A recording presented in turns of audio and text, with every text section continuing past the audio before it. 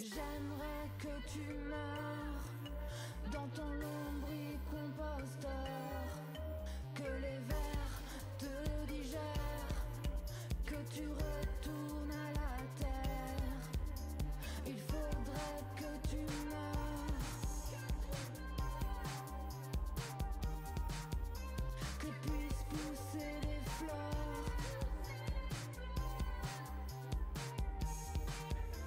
T'as planté un arbre, hein, tu veux une médaille, hein. Quand ton pauvre utilise une paille, tu en fais tout un foin. Tu préfères boire dans des nouilles. T'es responsable, éco-transition chez Total. Parfois tu rentres, tu cries, c'est pas Versailles. Ici, t'as pas la lumière à tous les étages. Tu ne vas plus au bar à masse, tu te laves le cul un jour sur deux. Tu tires la chasse une fois sur trois. Ta femme de ménage essuie les plâtres. Ton rêve c'est que les gens respirent l'air pur, qu'ils se reconnectent à la nature, que tous les gens puissent être heureux. Mais ils sont un peu trop nombreux. J'aimerais que tu meurs dans ton lombricomposteur, que les vers te digèrent, que tu retournes à la terre. Il faudrait que tu meurs, que puissent pousser les fleurs.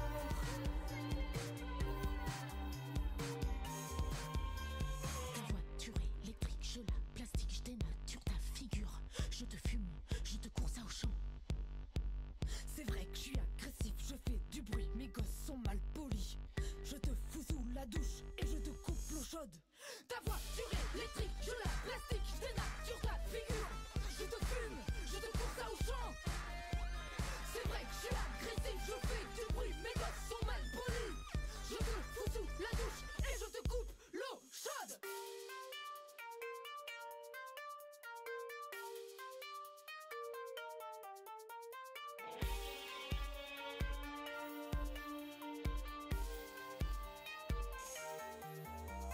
J'aimerais que tu meurs dans ton lombricomposteur, que les vers te digèrent, que tu retournes à la terre.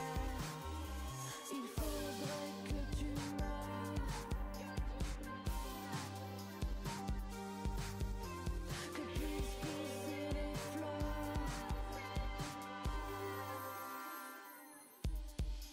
Il faudrait que tu meurs,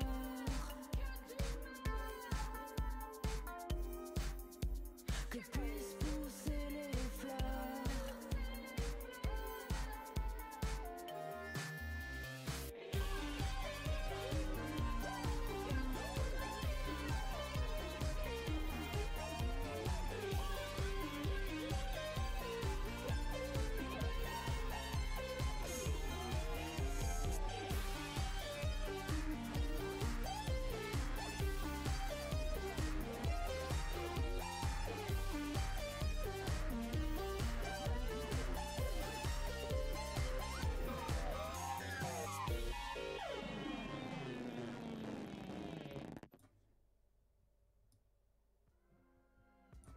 Un, deux, un, deux. Bonjour, bonsoir.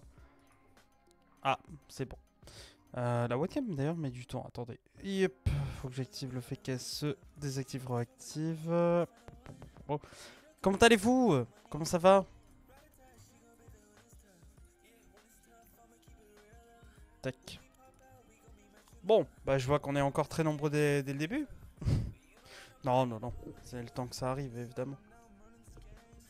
D'ailleurs, on a toujours le même fond pourri aujourd'hui.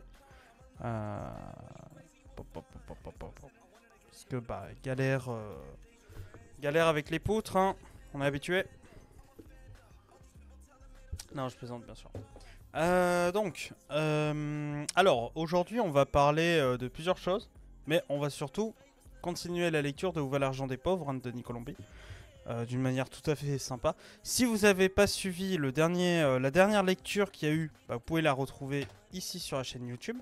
Et évidemment, bien sûr, vous pouvez tout simplement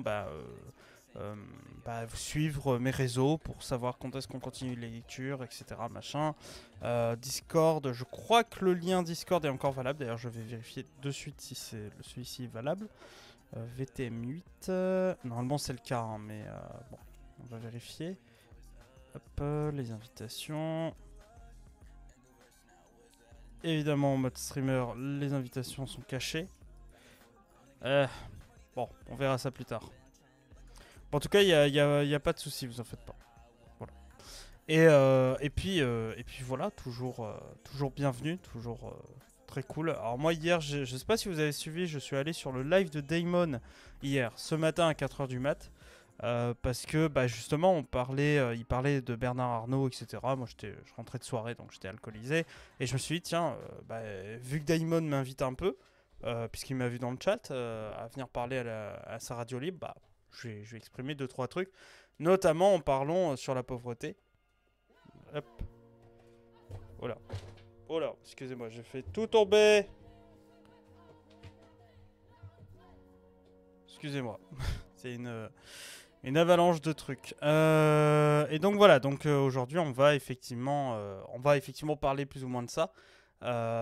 Mais en résumé, ce que j'ai dit à Damon et aux gens qui étaient là, c'est que justement, quand Hanouna parlait de la richesse, parlait du fait qu'il fallait pas critiquer les riches, tout ça, bon, je vous résume, c'est du Hanouna, hein, on ne crache pas dans la main qui nous nourrit.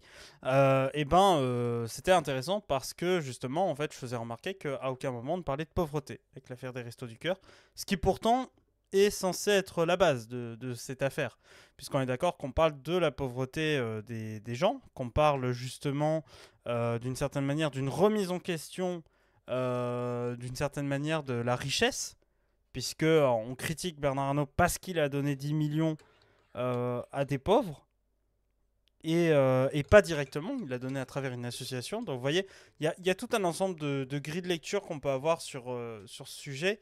Et en fait, c'est intéressant toujours, moi je trouve, de s'intéresser à un moment où les gens ne disent pas quelque chose qui pourtant est présent, en fait. C'est-à-dire que la pauvreté est présente et sous-jacente dans le sujet de Bolloré donne 10 millions au Resto du Cœur, mais personne ne parle de la pauvreté, etc. On doit avant tout parler de la haine des riches et de pourquoi c'est un problème, blablabla. Voilà, mais les médias classiques. Donc voilà. Et ensuite, c'est très très drôle parce que récemment, hier je crois, j'ai dû justifier une demande d'aide à mon taf, etc. Tout simplement pour des aides financières. Hein. Je vous cache pas que voilà, ça va pas du tout. Voilà, mon compte bancaire est rouge, rouge, rouge, rouge, rouge. Donc c'est pour ça que c'est intéressant je trouve, de lire Où va l'argent des pauvres, parce que on me demande juste à nouveau, parce que je dis bien à nouveau parce que en fait le truc c'est que c'est pas la première fois que je dois justifier les dépenses, et je suis sûr que vous tous et toutes vous avez déjà connu une expérience de ce genre. Hein. On doit justifier les dépenses, on doit justifier pourquoi on dépense de l'argent finalement, qu'est-ce qu'on en fait, etc. Et donc ça, peut-être que j'en discuterai un peu en développant, mais du coup j'ai écrit un truc... Attendez. Tac. Bon, j'ai écrit un truc, un motif de ma demande en fait. Bon là il est en tout petit, hein, parce que problème d'impression au taf. Mais bon, ça c'est juste une copie. Et voilà, donc tout ça pour dire que voilà, ça fait 3 pages. Voilà, et c'est très très drôle je trouve, parce que j'ai justifié à travers 3 points principaux pourquoi j'avais besoin de cet argent. Et les 3 points principaux, ils sont vraiment intéressants je trouve, parce que les titres sont un peu provoques, alors que c'est littéralement c'est moi qui me demande de l'argent à une commission. La commission va peut-être me dire vous foutez de ma gueule, je vous donne pas d'argent. Parce que non seulement vous êtes pauvre, mais en plus vous osez critiquer l'idée que vous devez demander de l'argent. Puisque j'ai marqué les 3 points que j'ai expliqués dans ma demande, c'est quand même où va mon argent, point d'interrogation, pourquoi parler de ces achats, 2 points, et comment considérer l'aide que vous pouvez m'apporter. Voilà. Pour moi ça me semble plutôt clair. Quand vous avez des problèmes de thunes, des problèmes d'argent, etc. Quand vous dites ça, à mon sens, quand c'est intéressant, je trouve, d'expliquer aux gens qui vont consulter les motifs de cette demande, en fait, pourquoi vous me demandez de parler de mon argent, en fait, vous voyez, et où elle va. Donc voilà. Donc où va l'argent des pauvres, ça fait partie un peu de nous, un peu de moi, hein. Je vous lirai si vous voulez le truc, en tout cas, voilà quoi. Salut à toi, flux tendu. J'espère que tu vas bien. Mais voilà, et donc du coup, effectivement, c'était intéressant, je trouve, de faire une lecture justement de motifs de ma demande pour vous donner une idée de ce que vous pouvez demander à une assistante sociale et ce que vous pouvez dire, tout simplement, quand vous demandez des thunes. Et surtout, il me semble en fait, parce que en gros, la fiche pour faire une demande d'argent, vous avez le budget et tout, donc les entrées, les sorties d'argent, etc. Et à la fin, en fait, il y a une petite case toute petite avec marqué le motif de la demande. Et moi, j'ai transformé cette petite case en 3 pages. Voilà. Donc là, elles sont minuscules, mais voilà, 3 pages. Dans lesquelles j'exprime justement en quoi ma demande, elle est légitime, en fait. C'est ça que je dis. Donc voilà. Et sincèrement, j'ai rien à cacher là-dessus. Enfin, je trouve que c'est un bon exemple de choses que vous pouvez dire à une assistante sociale et tout. Donc si vous voulez, je le lirai. Et puis voilà. D'ailleurs, sur le piquet, il y avait une streameuse qui était assistante sociale dans la vie. Il faudrait trop que je lui demande des conseils. Je crois que... Je sais plus qui c'était. Je crois que c'était Clem. Ah, je sais plus. Attendez, je vais essayer de retrouver son nom de streameuse. Je crois pas que je l'ai revu stream depuis. Mais je dis peut-être des bêtises. Peut-être qu'elle est occupée par son taf et tout. Attendez. On cherche ça, on cherche ça. Vous en faites pas, on va trouver. On va trouver... Non, ça c'est le Discord de Bad Mulch, évidemment. J'y suis toujours. Alors... Il me semble que c'était Clem. Mais je suis pas sûr.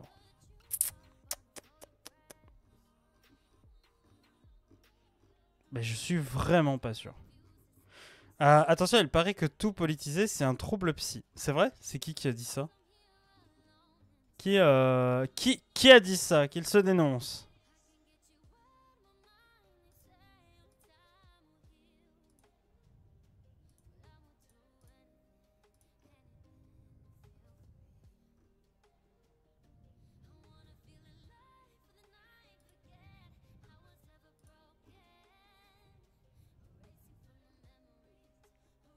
Ah, je l'ai pas du tout. Bon, j'essaierai de retrouver ça.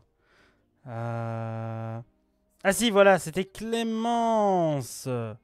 Attendez, j'essaye de voir. Elle a pas mis en lien sa chaîne. Je sais pas du tout. Bon, je lui envoie une demande d'amis. On va essayer de contacter la personne. Voilà. Bon, en tout cas, on va essayer. Mais donc voilà, donc quand vous faites une demande effectivement vers une assistante sociale et qu'il y a une toute petite case avec marqué ici vous motivez votre demande d'argent, et bien surtout ne faites pas ça, joignez un texte de 3 pages dans lequel vous expliquez votre truc. Moi j'ai un collègue de... j'ai un collègue de taf qui m'a dit lui qu'il faisait carrément remplir par ChatGPT sa lettre. Hein. Voilà. Donc et après il modifiait un peu, il peaufinait, mais voilà. Donc sachez que voilà, de toute façon vous emmerdez pas non plus, hein, si vous faites des pages, etc. machin, trouvez un moyen de faire simple, évidemment, avec vos moyens hein, et votre temps, votre machin, votre patience, etc. Parce que je sais que c'est pas facile en fait. Donc voilà. Donc n'hésitez pas à faire les choses bien là-dessus. Pour que ça vous permette d'être tranquille à ce niveau. Voilà, voilà. Mais bon, du coup, assez parlé de ça. Et donc, il y a aussi Denis Colombier ou l'argent des pauvres. Et il y a aussi le dernier Zilzel qui est sorti. Petite auto-promo. Hein. Enfin, auto-promo, pas du tout, mais bon. Zilzel, c'est quoi? C'est littéralement une revue Sciences et Techniques qui s'est fait connaître de différentes manières. Hein, il y avait eu un article qui avait fait beaucoup entendre parler de lui, un éditorial très exactement, qui critiquait la zététique, donc voilà, de Bruno Andreotti. Mais voilà, et donc c'est une très bonne revue, etc. Et c'est le dernier numéro qui vient de sortir, disponible aux éditions du Croquant. Je vous invite, évidemment, si vous êtes fan de plein de sujets sur lesquels vous pouvez tomber, hein, en sociaux ou en sciences sociales, etc., bah, n'hésitez pas à vous prendre cet ouvrage. Hein. Moi, je l'ai payé de ma poche, hein, mais sachez que c'est très quali, vraiment. Et puis, ils font un travail impressionnant, quoi. Voilà, voilà, voilà, voilà. Et je dis ça pas du tout parce que j'ai un ami qui a publié son article dans ce numéro, mais pas du tout, du tout, du tout, voyons. Bref, mais sachez que voilà, Zilzal, c'est ultra basé. Voilà, donc ça c'était la partie publicité, on va dire, de ce live. Et puis voilà, et puis on va se consacrer maintenant à la lecture de sociologie. Alors je rappelle juste les règles un petit peu. Hein, c'est une note interne dans ce sens à Pôle emploi. Que politiser est un trouble psy. Ah ouais, non mais incroyable ça. Moi j'aimerais bien voir la base sur laquelle Pôle emploi est, justement là-dessus. Mais ouais. Bonsoir Oxalis, j'espère que tu vas bien. Mais ouais.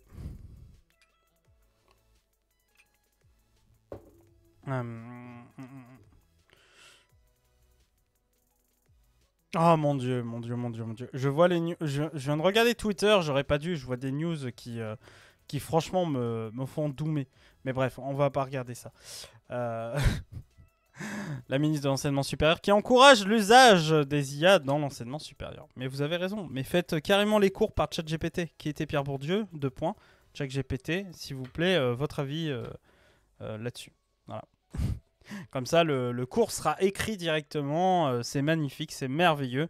Vous aurez un cours qui n'a pas été fait par un humain avec un avis sur celui-ci. Non, mais juste par des algorithmes récupérant à droite à gauche des informations sur le net. C'est hyper bien, dis donc. Voilà. Quelle est la différence avec Wikipédia quand à l'époque Wikipédia émergeait et que tout le monde disait attention avec Wikipédia, c'est peut-être des sources qui sont faussées, hein.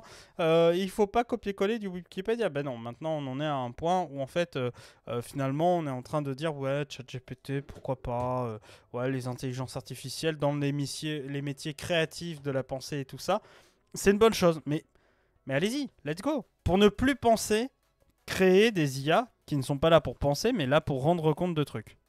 Mais quand je dis rendre compte de trucs, c'est rendre compte de connaissances déjà établies. Donc déjà, elles ne produisent rien, les IA. Mais allez-y, elles synthétisent.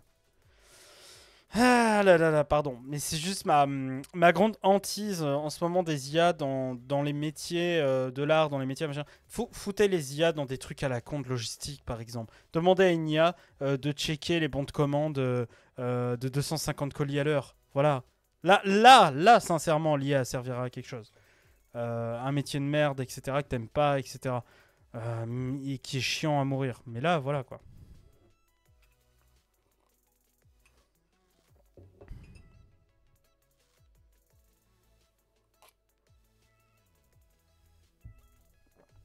Salut, je vais vous, ça fait flipper. Mais grave, ça fait totalement flipper. Et moi, je trouve vraiment que c'est un... que c'est compliqué, quoi.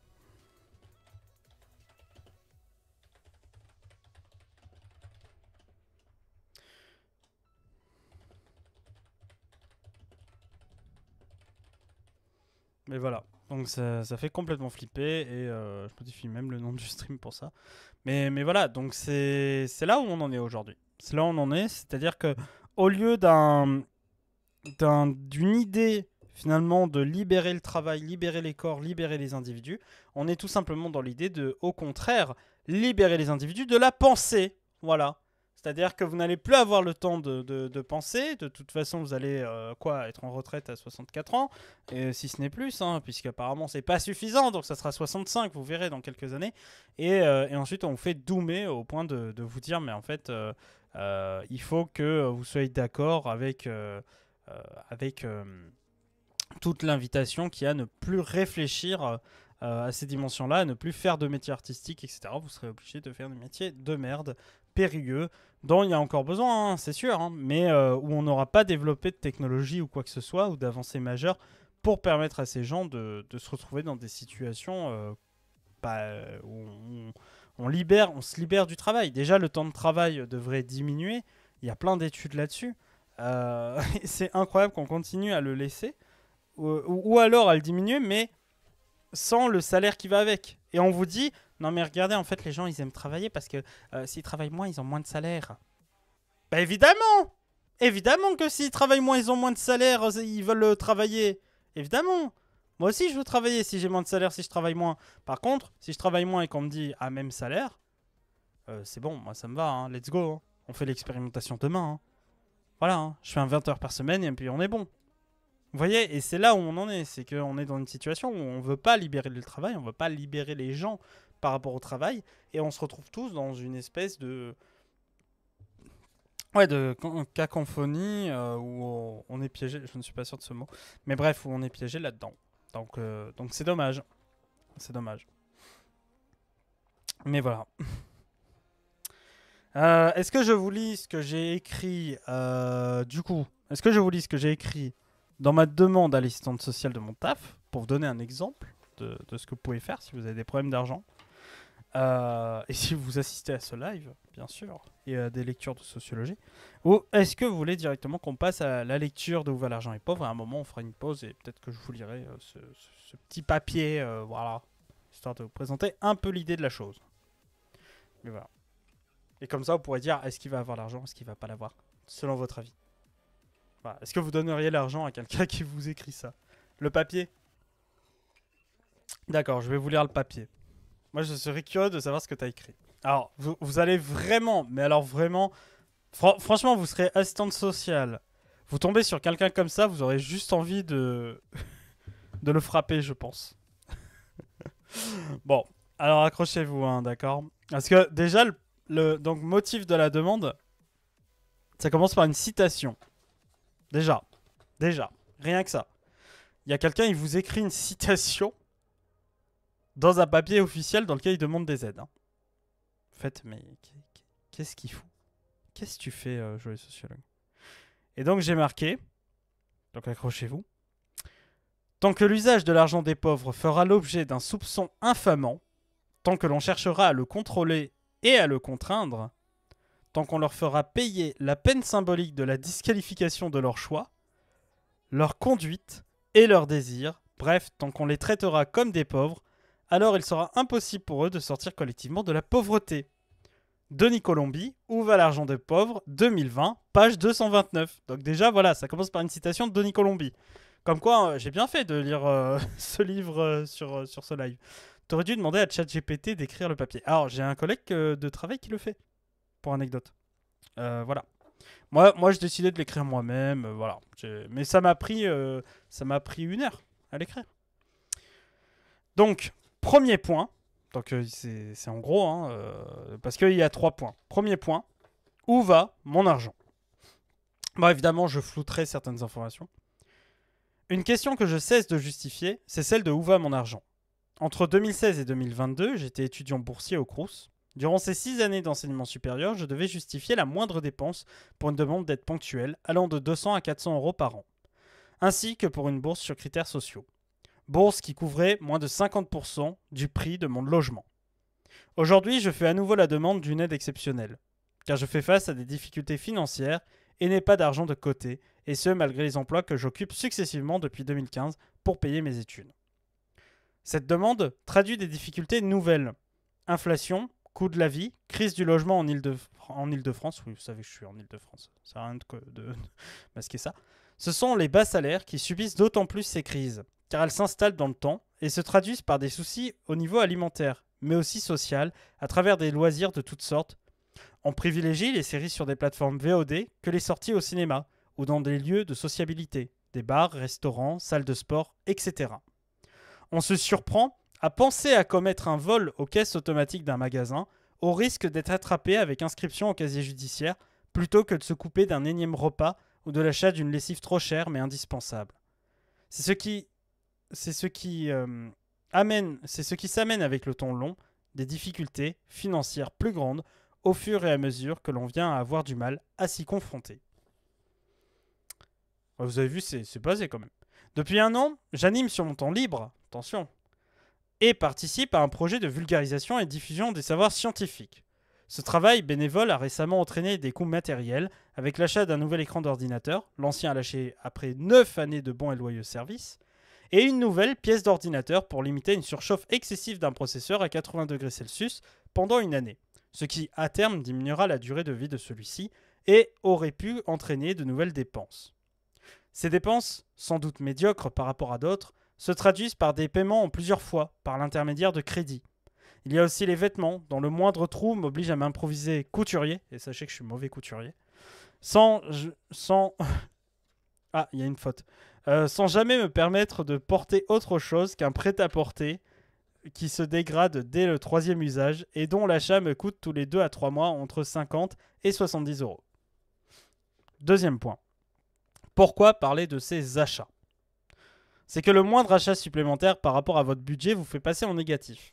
Dès qu'il y a un loisir de plus, une dépense matérielle supplémentaire, vêtements, informatique, livres, sorties, vacances ou déplacements, cela se traduit par un solde de tout compte à moins 200 euros.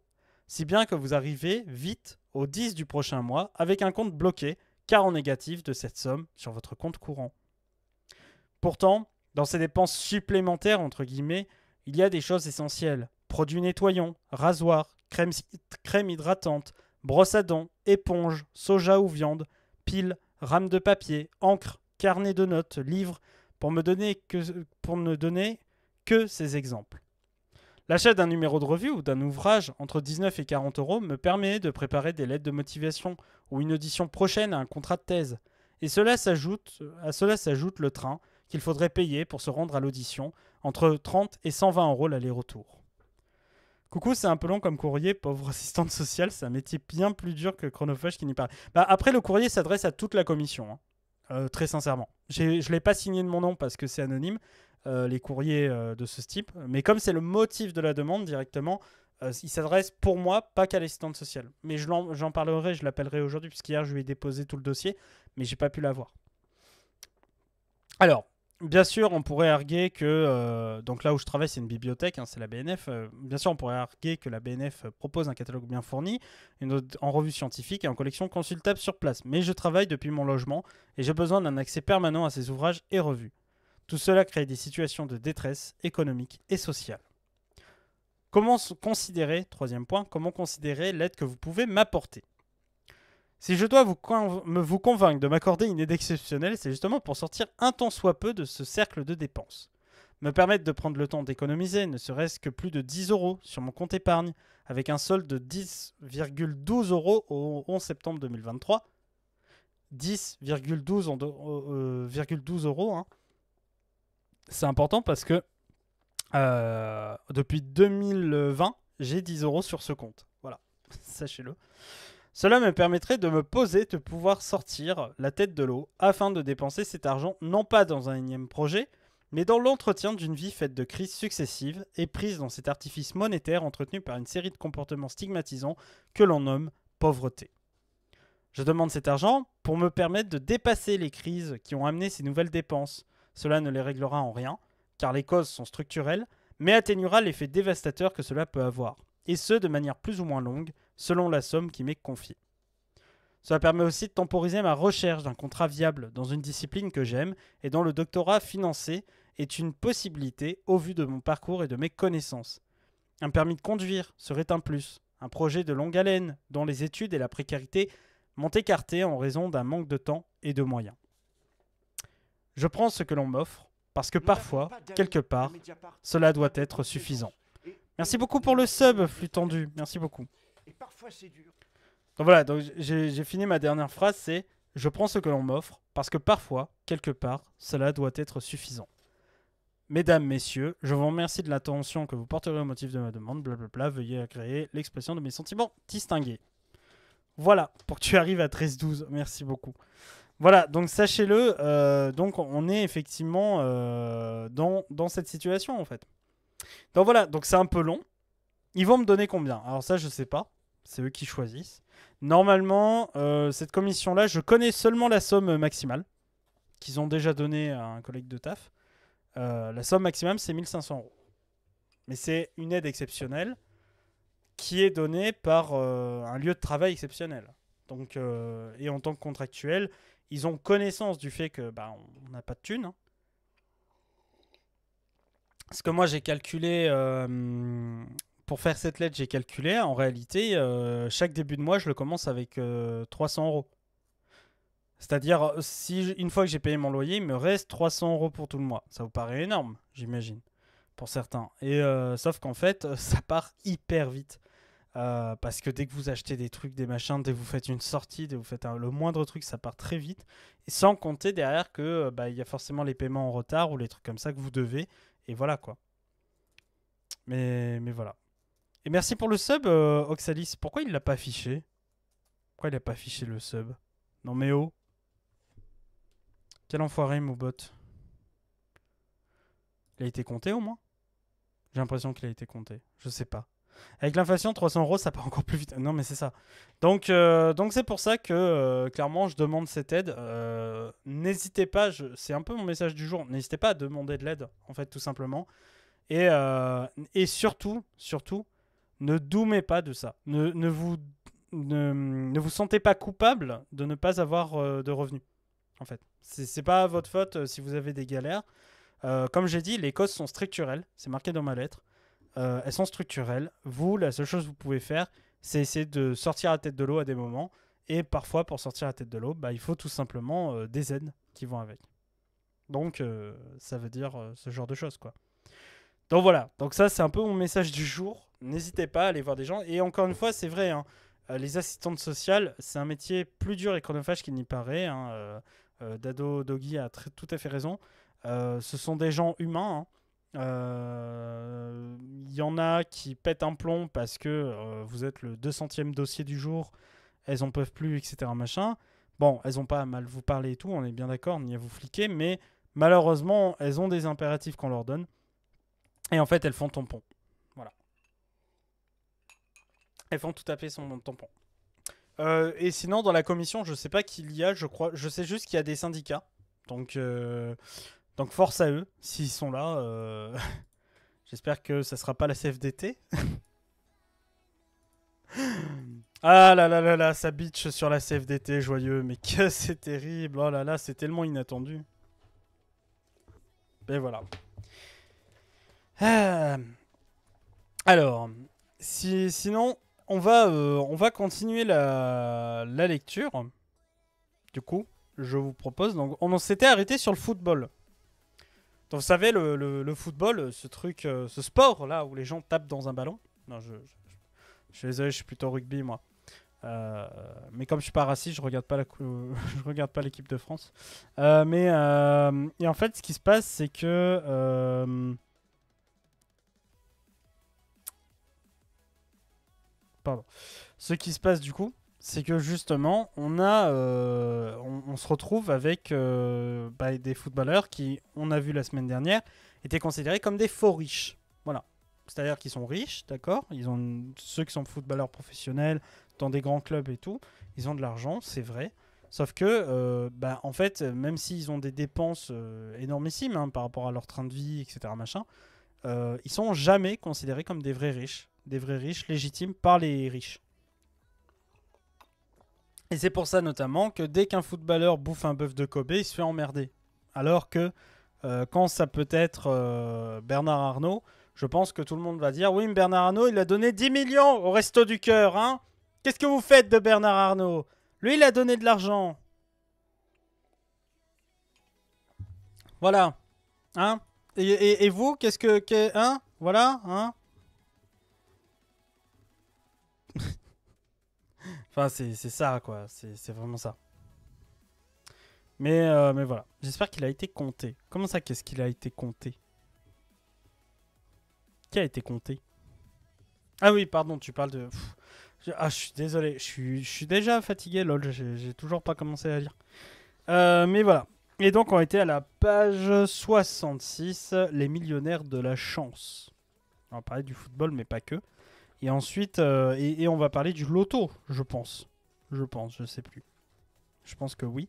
Puisque, comme on parle des folles dépenses des pauvres, voilà, ce sont des coupables idéaux. Et d'ailleurs, on a bientôt, très bientôt, terminé le chapitre 1, enfin. Voilà. Il n'y a pas beaucoup de chapitres hein, dans ce livre, hein, d'ailleurs, je crois. Attendez, je regarde un peu. Hop.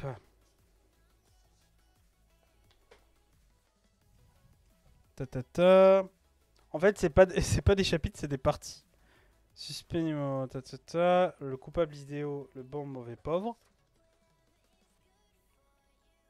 1, 2, 3, 4. Ah, il y en a des plus courts. Bah, 6 chapitres.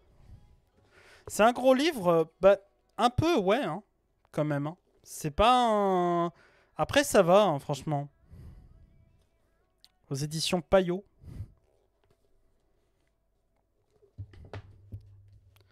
Donc ouais. Après, ça va. Hein.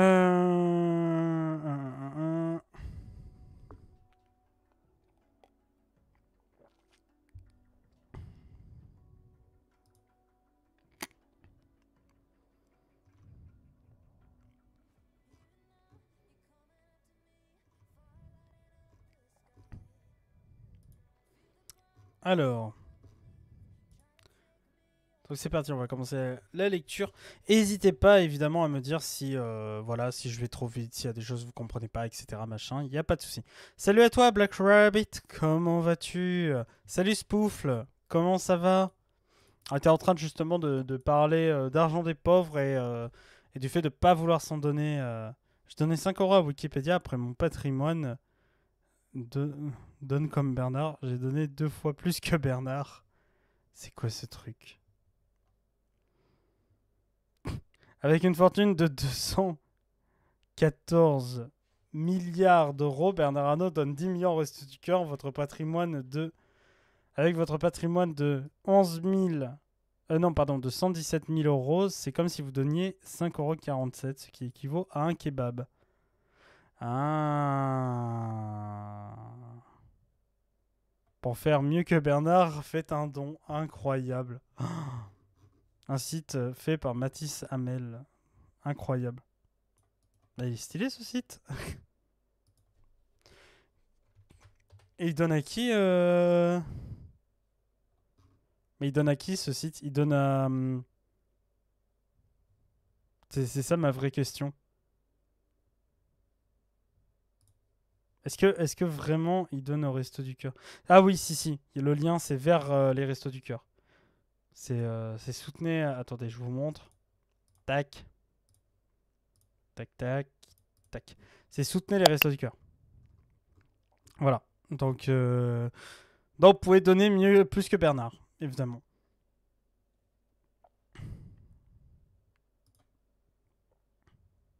Donc voilà. Incroyable. C'est réel d'être aussi riche. Non, mais totalement, totalement. Vous savez combien ça fait 1 million?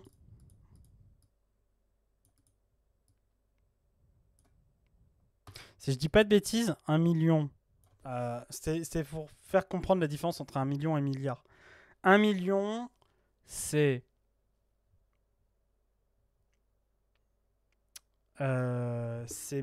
Attendez. C'est pas l'équivalent de... 1 milliard, c'est 1100 millions... Attends, 1100 000 millions. Un truc comme ça. Oui, 1 milliard, c'est 1100 000 millions. On est bien d'accord. Donc, c'est juste incroyable. 214 milliards, ça fait 214... Non, mais c'est incalculable. Enfin, on peut pas le dire. Ah voilà, mais non, mais c'est énorme, c'est énorme. Arrêtez de vous foutre de ma tronche, c'est dur, c'est hyper dur. Comme calcul mental. Là, je suis en mode sueur. Conversion milliard en millions, quoi. Attendez, conversion milliard millions. Voilà, 1 milliard est à l'égal de 1000 millions, c'est ça. Voilà. Ah voilà, c'est ça, c'est 1000 millions. Donc, il faut 6 zéros pour écrire 1 million. Oui, ça, je sais. Il y a 9 zéros pour écrire 1 milliard. 1 million de secondes en jour. 1 milliard de secondes. Ça, c'est génial, monsieur Hibou. Faut absolument que je le note.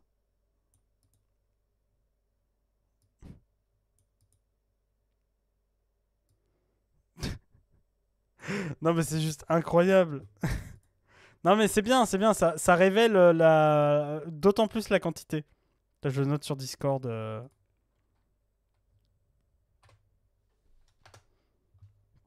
Voilà, je note sur le Discord.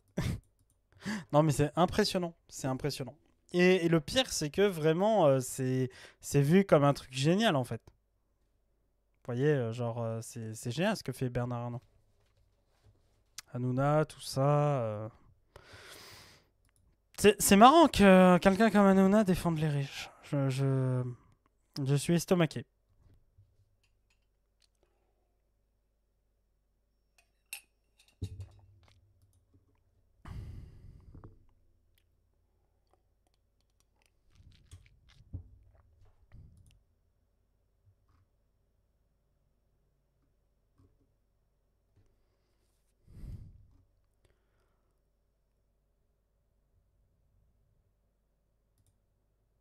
Mesdames.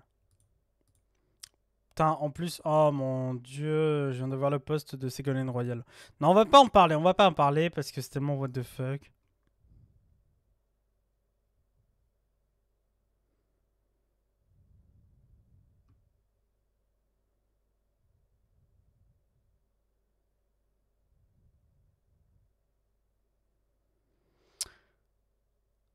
C'est Gogo Disaster Class. Non mais, faut vraiment... Certains l'ont vu ou pas son truc?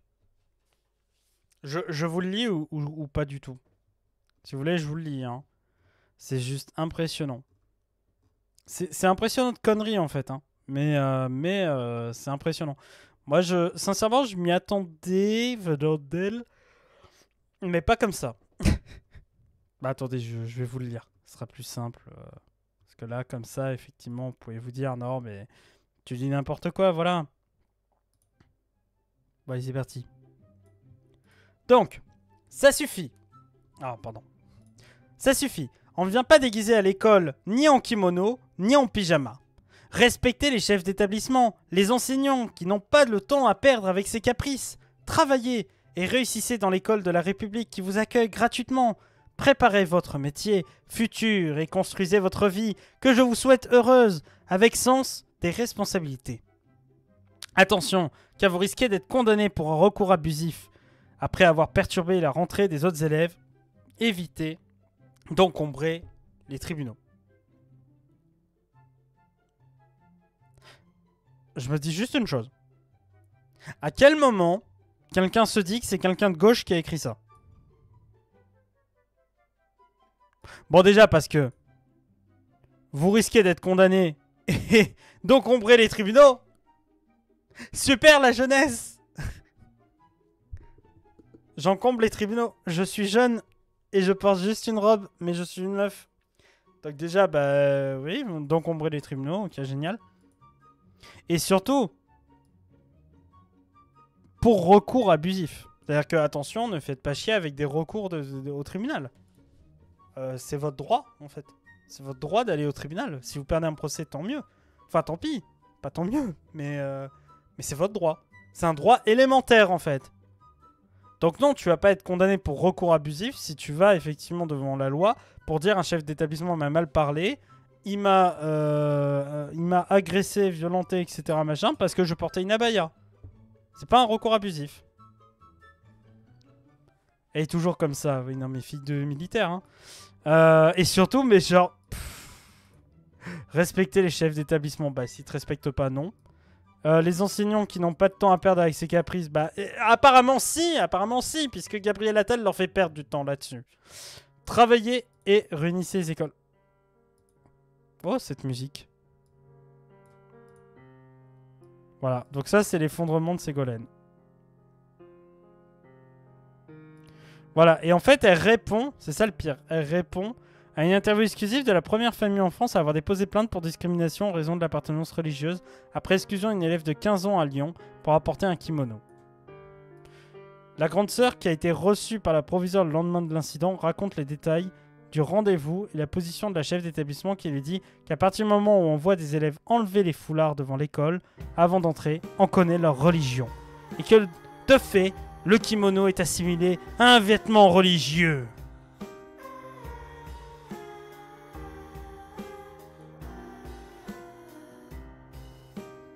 Ah ben voilà quoi. C'est que quoi, elle répond pas en tant que politique, mais comme dame random bourgeoise dans la rue, sur un micro-trottoir, c'est terrible. Ben oui, mais personne lui a demandé son avis en fait. En plus, je la follow toujours pas. Bah, tu sais quoi, j'ai pas la follow.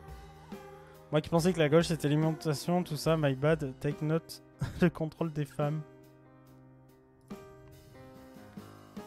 Toi, jamais t'as mon vote. J'aime bien les réponses quand même, elles sont bien.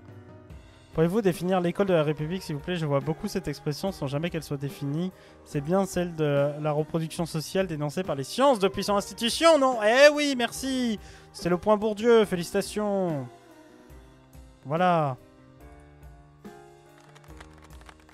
Bravo, bravo. Pardon, je coupe cette musique. Mais voilà, donc on en est là, effectivement. Donc, Ségolène, c'est pas très royal. Voilà, pardon. C'était ma petite blagounette du jour. Mais voilà. Donc, non, super, quoi. Super, super, super. On est sur un moment incroyable de l'histoire de l'école de la République, comme on dit. Voilà. Ça, je sais pas ce que c'est. Bref, donc voilà. T'es beau, Dallas. Merci, Kabou. Merci beaucoup. J'espère que tu vas bien. Mais voilà, donc sachez-le, aujourd'hui, la pauvreté n'existe pas. Tout le monde va être égaux à travers justement le fait de ne pas avoir le droit d'avoir des filles habillées comme elles le veulent. Blague gratuite pour rappel, on ne rembourse pas les blagues de jouets sociologues. C'est entièrement faux. Ah non, pas de gousi-gousi, s'il te plaît. C'est... Ne touche pas à mon... Voilà, s'il te plaît. Mais voilà. Donc voilà. Bon, et donc, je disais, on va parler donc des footballeurs aujourd'hui. Un petit peu à travers justement la lecture des footballeurs et des millionnaires d'ailleurs, et gagnants du loto. À travers le regard de Monique Pinson-Charlot et Michel Pinson. Évidemment, qui nous a quittés l'année dernière, hein, n'est-ce pas? Gloire à lui, évidemment. Enfin non, je crois que c'était en mars en plus, c'était pas l'année dernière. Mais moi, ça va reprendre le taf ce matin, j'ai mal à la gueule. Mais non, courage, Kabou, courage, vraiment. On t'envoie plein de cœur et de pat-pat. Envoyez des cœurs à Kabou, il a besoin de force, les amis. Il a besoin de beaucoup de force pour son travail. Voilà, pas facile. Merci. Take. Donc, alors, millionnaire de la chance. Donc, le cas des footballeurs retient particulièrement l'attention parce que ceux-ci ne peuvent échapper au regard des médias, avec lesquels ils entretiennent d'ailleurs des rapports tendus. D'autres situations plus discrètes permettent de prendre de la distance avec les représentations trop courantes de classes populaires, inaptes à recevoir la richesse. On rappelle le propos de Wittgenstein. La richesse, ça corrompt, donc donnons-la aux riches qui sont déjà corrompus, ne la donnons pas aux pauvres, évidemment. Ce sont notamment les gagnants du loto, étudiés par Michel Pinson et Monique Pinson-Charlot, dans Les millionnaires de la chance. Dans cet ouvrage, les deux sociologues relatent une enquête menée à l'instigation de la Française des Jeux auprès d'une centaine de grands gagnants et des grands gagnants du loto. Si tous ne sont pas issus des classes populaires, celles-ci y sont cependant surreprésentées, étant donné qu'il s'agit de la catégorie qui compte le plus de joueurs. Pour étudier l'idée d'une corruption par l'argent, la situation est presque expérimentale à la taille de l'échantillon près. Des ménages littéralement tirés au sort pour recevoir des sommes qui dépassent l'imagination. Si l'on est grand gagnant à partir d'1 million d'euros, les gains montent régulièrement à plusieurs dizaines de millions. Comment les ménages pauvres reçoivent-ils cette soudaine fortune ? Les auteurs décrivent une heureuse catastrophe. Je retourne voir les bouffeurs de bretzel.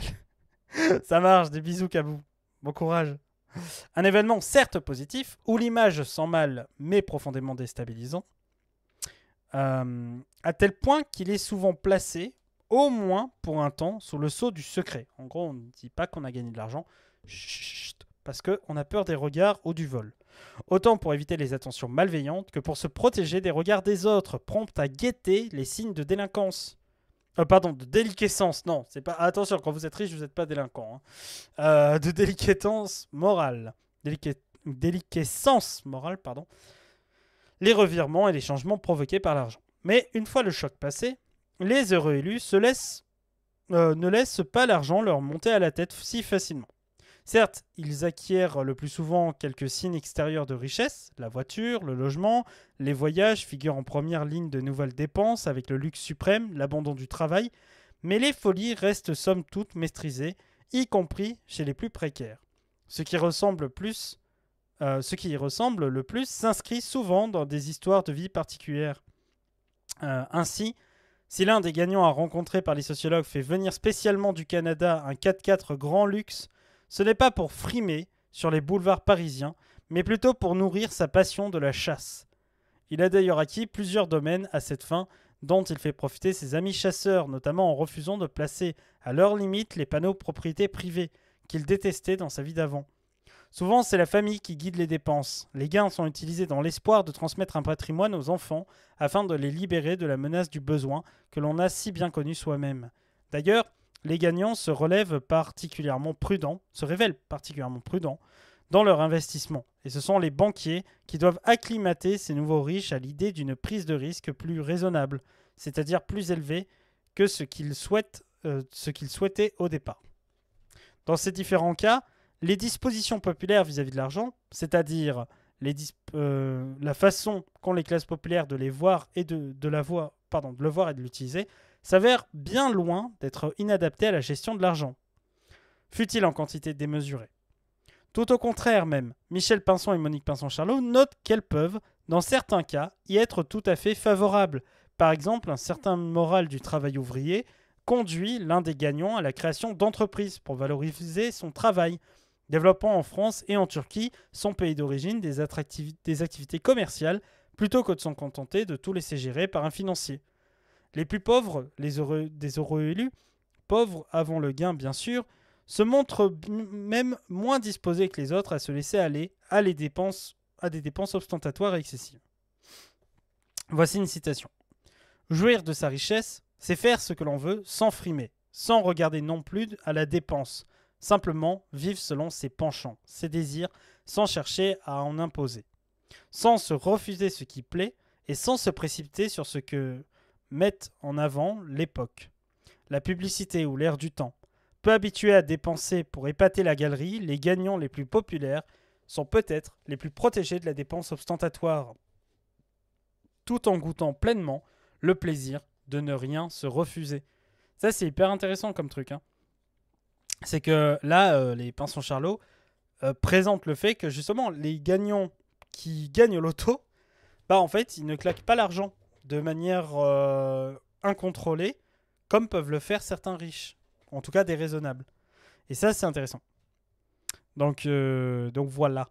N'hésitez pas d'ailleurs à parler pendant la lecture, etc. J'oublie de le dire des fois, et je sais que certains ont peur de me gêner, etc. Mais au contraire, n'hésitez pas à interagir avec votre point de vue sur les choses.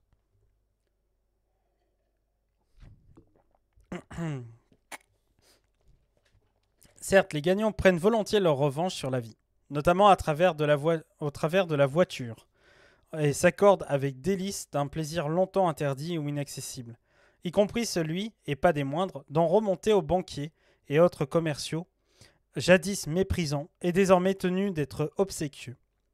Mais il s'agit à chaque fois plutôt d'une jouissance personnelle et non de consommation pour la galerie ou pour affirmer un statut. Il faut dire que là, encore, il y a une distance entre avoir de l'argent et être riche. La richesse est aussi faite de capitaux culturels et symboliques, lesquels ne s'acquièrent pas avec 6 chiffres gagnants. S'il avait connu ses travaux, Wittgenstein aurait peut-être donné son héritage aux pauvres en se disant qu'ils avaient plus de chances d'en tirer un plaisir authentique que ses sœurs déjà corrompues. Oui, parce qu'elles étaient riches. En comparaison avec les gagnants du loto, Les folies de certains footballeurs ont sans doute moins à voir avec leurs origines modestes qu'avec leurs inscriptions dans un jeu médiatique et artistique qui valorise, bon en mal, en les consommations festives et exagérées. Après tout, les comportements extravagants et volontés destructeurs des artistes et autres stars, loin d'être systématiquement dénigrés, sont souvent vus comme des marques de leur génie et de leur exceptionnalité. Et qu'il s'agisse des légendes du rock ou de la musique classique, le Mozart mis en scène sur grand écran par Milos Forman se perd en fait décadente qui ne font que rendre son œuvre plus admirable. Si certains enfants des classes populaires se prêtent au jeu, c'est sans doute moins par une sorte de faiblesse morale faussement attribuée à leur milieu d'origine que par la dynamique propre de leur milieu d'arrivée. Si votre valeur sur le marché des joueurs de football dépend en partie de votre popularité et que faire une vidéo sur Instagram est un moyen de gagner des fans, est-il si étonnant que Franck Ribéry se mette en scène aux côtés de ceux qui font le buzz ? S'il faut interroger leur rapport à l'argent, c'est peut-être moins celui des classes populaires que celui des classes supérieures, y compris du monde des arts et du spectacle, et surtout d'un public trop heureux d'assister à ces scènes dionysiaques, notamment lorsqu'il s'agit, dans les classes moyennes et supérieures, de trouver certains réconforts moraux à l'idée que l'on n'est pas soi-même si corrompu par l'argent en comparaison. Bonjour Ongaku, comment ça va ? On est en train de lire « Où est passé l'argent des pauvres » de Denis Colombi, qui est un ouvrage qui nous parle de la pauvreté tout simplement, et de leur argent. Voilà. Donc oui, ça c'est intéressant, parce que pour revenir sur l'histoire des gagnants de loto, alors c'était... Attendez. J'essaie de vous retrouver le truc, parce que c'est intéressant de réacter un petit peu là-dessus.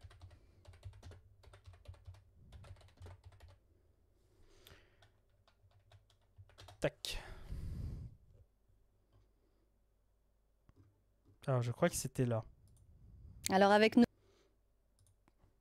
pour en parler, bonjour. Bonjour. Michel Pinson et Monique Pinson-Charlot, vous êtes sociologue et auteur du livre Les millionnaires de la chance, rêve et réalité. Alors vous avez enquêté sur ces nouveaux riches, vous en avez rencontré beaucoup. On pense aux joueurs du Calvados en ce moment. C'est quoi le premier réflexe ? Le premier réflexe, c'est d'abord de garder le silence, garder le secret pour gagner du temps. Parce que le gagnant avec 162 millions, la probabilité qu'il soit très modeste est très forte, puisque en France, il y a beaucoup de gens modestes et ce sont eux qui jouent aussi beaucoup au loto. Prendre du temps pour prendre ses marques, se reconstruire, parce qu'un gain comme ça, je peux vous assurer que c'est un tsunami, c'est un tremblement de terre. Et donc, le gagnant sait qu'il va y avoir plein de répliques après un tel séisme. Et donc il a peur. Voilà. Alors justement, c'est un choc. Est-ce qu'on apprend à devenir riche ? Est-ce qu'on apprend à changer de vie ? On apprend à devenir riche quand on est un héritier. On a appris à être riche. Alors, le problème des gagnants, c'est qu'ils n'héritent pas et que la fortune leur arrive soudain, même si vous l'avez gagné. C'est pour ça qu'ils jouaient. Lorsque le gain arrive avec cette importance, de toute façon, ils sont déstabilisés. Mais heureusement, la Française des Jeux a mis au point une équipe qui travaille avec les grands gagnants de plus d'1 million d'euros et qui les aide à leur demande. Il n'y a pas aucune obligation, mais à leur demande, qui les aide, qui les sort de situations un peu délicates si c'est nécessaire. Et ça aide vraiment beaucoup des gens qui sont démunis par rapport à une telle somme. Alors justement, vous qui les avez rencontrés, c'est quoi l'évolution ? On change brutalement de vie ou pas ? On change de voiture, on change de maison ? Alors non, ça c'est un peu une représentation de nous, pauvres sociologues, ou de vous, journalistes, ou disons des classes moyennes intellectuelles qui se représentent les choses comme ça. Non, grâce peut-être à l'accompagnement de la Française des Jeux, puisque nous n'avons rencontré que des gagnants qui étaient en phase justement avec ce service d'accompagnement. Non, ce sont des gens qui, au contraire, prennent le temps d'intégrer leur avoir, ces millions d'euros, dans leur être profond. Et au fond, si vous êtes né ouvrier, vous allez rester avec vos valeurs d'ouvrier, du terroir, que ce soit le Calvados, la Sologne ou ailleurs en France, et vous allez intégrer ces millions d'euros dans vos valeurs de partage, d'amour de la chasse, du foot, du rugby. Si vous êtes classe moyenne, vous allez intégrer ces millions d'euros dans votre passion pour la musique. Et puis, si vous êtes déjà imposé à l'ISF, quand il y avait encore un ISF, eh bien, alors là, vous allez multiplier les voyages autour du monde. Et voilà, chacun, en réalité, va intégrer cet argent dans son habitus de classe, comme on dit nous sociologues. Alors on va regarder à quoi ça correspond, 162 millions d'euros. On a fait des petites comparaisons, des comparatifs pour savoir exactement ce que ça représente. Regardez cette infographie. Alors c'est 4 tonnes d'or, c'est 20 000 voitures économiques ou 36 fois le salaire annuel de Johan Gourcuff. On est vraiment dans une autre dimension, c'est un peu la folie des grandeurs, non ? Oui, enfin, il y a des gens qui sont habitués à ces grandeurs-là. Par exemple, les dividendes dont Madame Bettencourt a bénéficié pour l'exercice 2009 pour ses participations. Ça n'aime pas les riches. C'était plus de 200 millions. C'était 300, c'était 290. Pas loin, voilà, pas loin. Presque le double du gain. Justement, vous l'avez dit, les gens qui gagnent souvent ces sommes astronomiques sont des gens modestes. Est-ce que de leur part, finalement, il n'y a pas un sentiment de culpabilité, d'usurpation presque? Ah, pas du tout. Enfin, justice est faite. Ah non, pas du tout. Dans un monde tellement inégalitaire comme est la société française d'aujourd'hui, au contraire, il y a une solidarité, on l'a vu dans votre reportage très bon là sur le Calvados, où on sent que les piliers de comptoir, les hommes qui sont là, sont contents pour celui ou celle qui a gagné. Et à l'intérieur même des grands gagnants, avec Michel, on a remarqué qu'ils étaient solidaires. Par exemple, un jour, il y en a un qui a gagné 58 millions d'euros. Eh bien, il a été applaudi par l'ensemble du groupe. Ça crée une nouvelle classe. Oui, et comme on perçoit très bien dans les réunions organisées par la Française des Jeux, auxquelles nous avons participé, ils sont très contents d'être entre eux parce que un de leurs problèmes, c'est que ça ne se sache pas trop autour d'eux. Donc là, ils savent que tous les gens qui sont là sont des gagnants et quelques personnes à qui ils peuvent faire confiance. Donc ils se sentent enfin à l'aise comme je sais pas, moi, les aristocrates et grands bourgeois dans les cercles, par exemple. Voilà. Je voudrais qu'on profite de votre présence sur le plateau pour parler gros sous également, cette fois chez les vrais riches qui vont être imposés avec 3% de taxes supplémentaires dans le plan de rigueur de François Fillon. Qu'est-ce que vous pensez de cette taxe de 3% pour les revenus supérieurs à 500 000 euros ? Bah, écoutez, c'est une aubaine. Hello World, salut. C'est rien. C'est une opération de Comment ça, Gourcuff, parce qu'en MDR? réalité, cette taxation, d'une part, elle est exceptionnelle et provisoire, donc, et d'autre part, elle ne va rapporter dans les recettes fiscales que 200 millions d'euros. Or, pour vous donner un simple outil de comparaison, les députés UMP ont voté la fiscalisation des indemnités des accidentés du travail. Je peux vous assurer que ce n'est pas des banquiers ni des femmes de la bourgeoisie. Eh bien, ça rapporte à l'État 290 millions d'euros par an. Donc, si vous voulez, c'est rien du tout. C'est une goutte d'eau dans la mer d'un déficit qui s'explique uniquement par les cadeaux qui ont été faits aux plus nantis, les cadeaux qui ont été faits aux banques. Justement, d'un mot, on entre dans la campagne présidentielle, hein, on est à quelques mois. Vous avez publié l'an dernier Président des riches, un best-seller à plus de 100 000 exemplaires vendus. Rien ne trouve grâce à vos yeux dans la politique de Nicolas Sarkozy? Il va falloir que je cherche un...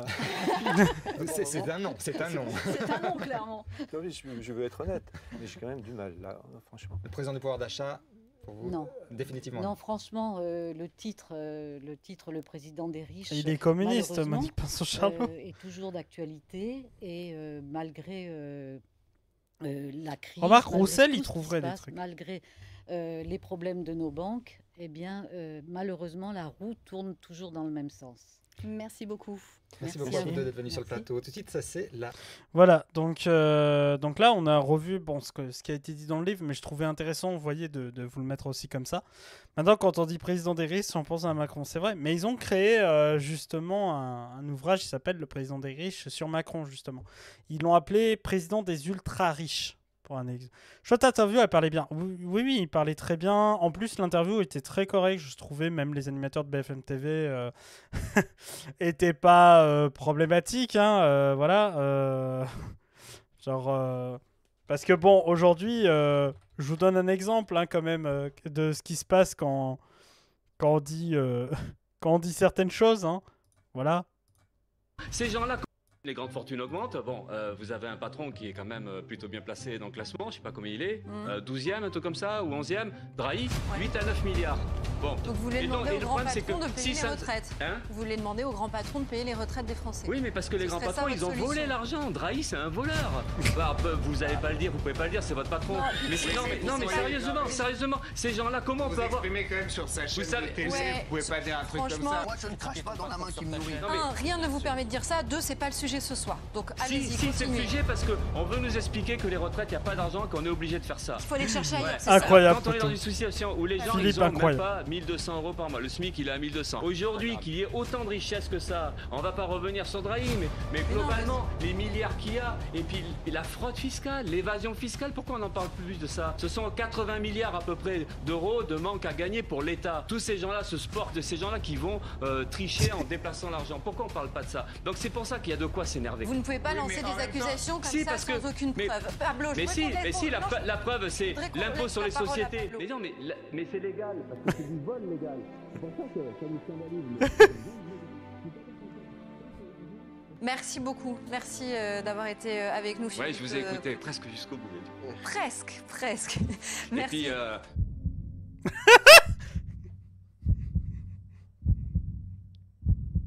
vous Il va le- direz à Drahi Non, c'est que- bon là. qu'il y a Non, mais pas pu, franchement, non, mais bon, ouais, non, mais franchement, là, effectivement, je pense qu'on va s'arrêter là.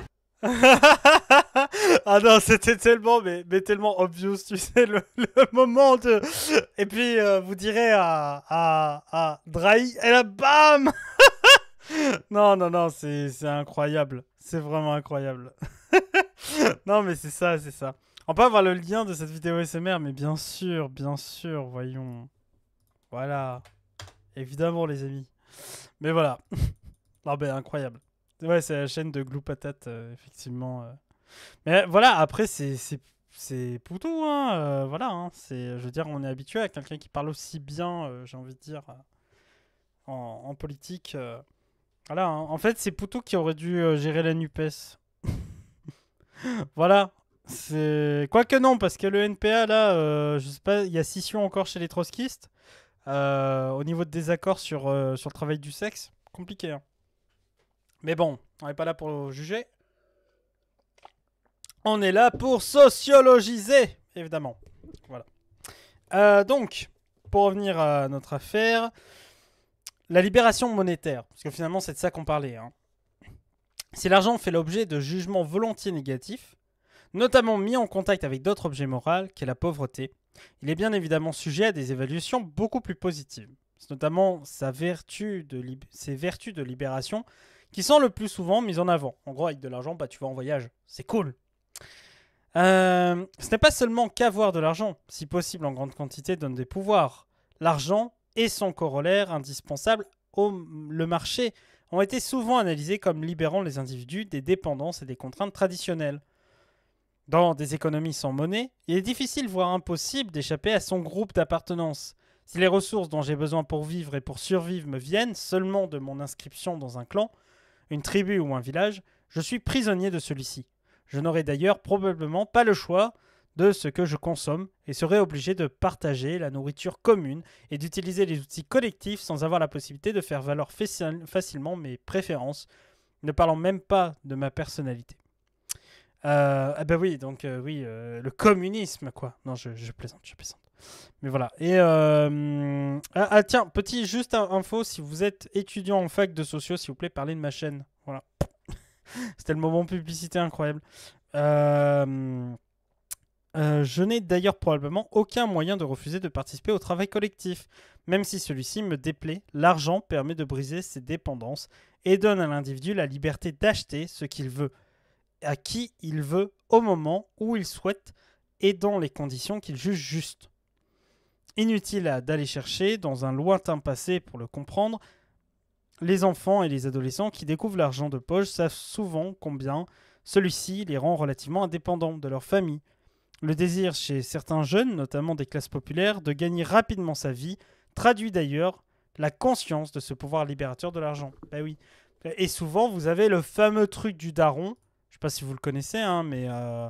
Attendez. Ta-ta-ta-ta-da. Voilà, vous connaissez, je pense, ce petit adage. Attendez, ta ta ta ta ta.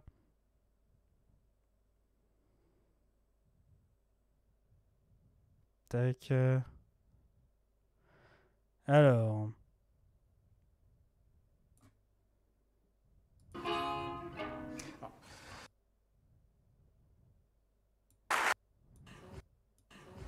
En gros. Voilà, pardon. Hop là. Voilà, ce fameux petit adage, évidemment.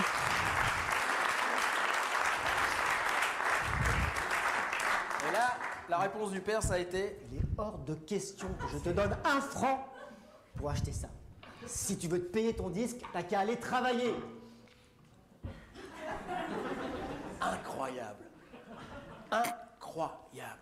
Si tu veux te payer ce disque, tu n'as qu'à aller travailler. Vous imaginez la violence de l'injustice? Je découvrais que mon père était de droite. C'est le rapport à l'argent de poche détermine une frontière absolument infranchissable entre la droite et la gauche. Hein. La gauche considère que toute personne qui fait partie d'une communauté a le droit de vivre, d'exister. La droite considère que pour avoir le droit de croûter, il faut aller valoriser un capital. Et donc mon père me dit, si tu veux ça, il faut que tu ailles travailler. Mais je travaillais. Je travaillais mes maths, l'anglais, à l'école, je travaillais comme un malade, je travaillais la guitare. C'est chiant à faire ça. Excusez-moi, j'ai passé des soirs à faire pouce index, pouce majeur, index, pouce, pouce, putain. Alors je suis allé m'employer. Voilà, donc traduction, allez vous employer, voilà, pour gagner de l'argent de poche. Et c'est comme ça que les jeunes, justement, ils ont un rapport à l'argent, parce qu'ils ont compris que ça permettait de les libérer d'un certain carcan, surtout quand ils avaient une famille de droite. Voilà. Le désir chez certains jeunes, notamment des classes populaires, de gagner rapidement sa vie, traduit la conscience de ce pouvoir libérateur de l'argent. Ce qui confère cette capacité de libération à l'argent. C'est l'une de ses caractéristiques les plus fortement critiquées, mais qui a constitué pour ses défenseurs l'une des sources les plus fortes de sa séduction. Son anonymat. L'argent, dit le proverbe, n'a pas d'odeur. Enfin, sauf s'il sort du métro, il pue. Un sou est un sou, ça ajoute le bon sens populaire. Peu importe d'où il vient, il ne crée pas de lien, encore moins de la dépendance, entre l'acheteur et le vendeur. Si mon boulanger me fournissait un pain au chocolat... Quoi? Non. Non, Denis, tu peux pas dire ça. Attendez, je le corrige, mais au stylo. Hein. Au stylo, faut pas déconner. Voilà. Merde. Bon. Donc, si mon fournisseur... si mon boulanger me fournissait une chocolatine, comme cela se dit... Bonjour les gens, après avoir entendu, je suis sociologue en radio libre, voyons ce que tu donnes en live. Ah, mais merci Jenna. Non, une chocolatine. C'est fini, je viens de Bordeaux, c'est bon, vous acceptez ça. Donc, si mon boulanger me fournissait une chocolatine sous forme de don personnel, je deviendrais son obligé condamné à lui rendre sa gentillesse par quelques services auxquels il répondrait lui-même par de nouveaux dons à l'infini. On appelle ça le don contre don. Si vous ne connaissez pas, c'est un principe qui a été découvert par l'anthropologue Marcel Mauss, enfin par l'ethnologue Marcel Mauss, neveu de Durkheim, hein, pour anecdote, qui défonçait l'argent de sa tante dans de l'alcool avec d'autres étudiants, et qui en fait tout simplement faisait tout le temps la fête et s'est aperçu un jour que en lisant Malinowski et d'autres anthropologues, en fait les échanges entre les individus faisaient partie d'une forme de domination entre ceux-ci. Quand je vous donne quelque chose, il faut savoir offrir en retour, et quelque chose, s'il est moins grande valeur, alors dans ce cas, dans le groupe, vous seriez considéré comme quelqu'un qui donne peu, et donc qui est quelqu'un finalement qui ne fait pas les choses correctement, et donc qui serait limité par rapport à moi. Voilà. Un profiteur en soi, oui, c'est un peu ça. D'ailleurs, on pourrait voir une sorte de chose sur la pauvreté autour de ça, mais voilà. Alors voilà. Donc j'ai fait assimiler. Donc voilà. En payant en payant ma chocolatine. Attendez, je rajoute au stylo celle-là aussi. Voilà. Tac. Chocolatine. Hop. Voilà. En payant ma chocolatine en monnaie, j'efface immédiatement toutes mes dettes à l'égard du boulanger. Et une fois passé sa porte, je n'ai plus à me soucier de quoi que ce soit d'autre. Et lui non plus. Je peux aller demain voir un de ses concurrents et lui pourra servir d'autres clients sans craindre ma jalousie. En Irak, des gens se battent pour payer les additions. Ah ouais? Ça a aussi été étudié chez les natifs nord-américains qui ont une culture du don très particulière. D'accord. D'ailleurs, peu importe au boulanger comment j'ai obtenu mon argent et je n'ai pas à m'occuper de ce qu'il fait du sien. C'est pour ça que Nicolas Sarkozy peut s'acheter une baguette aujourd'hui sans problème. Peut-être le gâche-t-il dans des dépenses qui ne me sembleraient volontiers superflues ou franchement condamnables.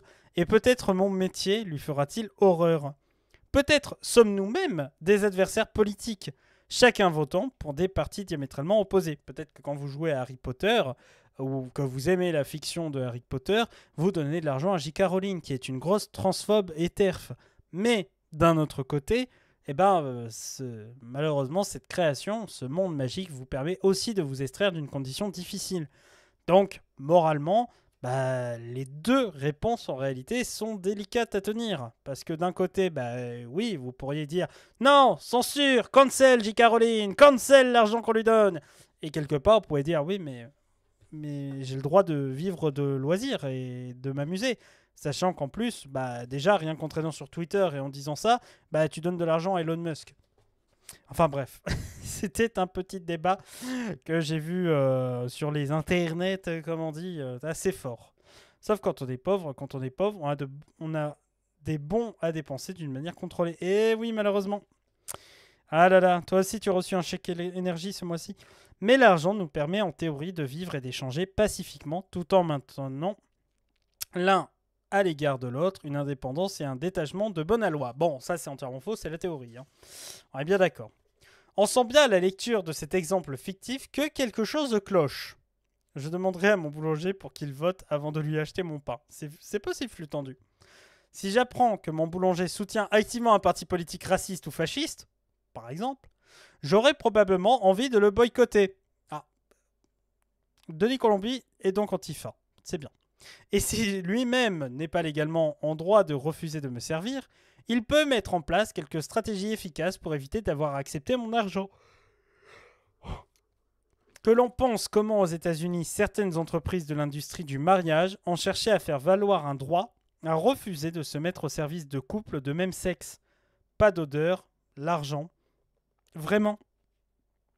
Il est clair qu'entre la théorie d'une monnaie anonymisante et la réalité des pratiques, il y a un monde que l'on ne peut ignorer.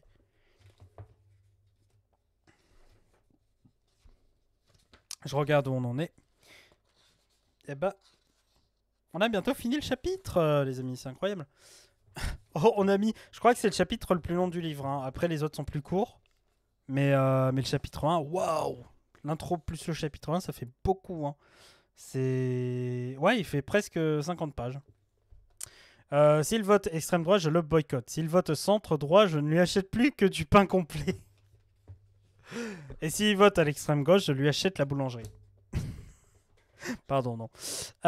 Donc, le marquage maintenant. Parce qu'on a parlé effectivement des millionnaires, on a parlé des footballeurs, on a parlé des gens qui devenaient millionnaires comme par hasard, on a parlé d'argent dans la théorie, on a parlé de la libération de celle-ci, et maintenant, cet argent, elle a un marquage social. Pour rendre compte de ces résultats, de cette réalité, la sociologue Viviana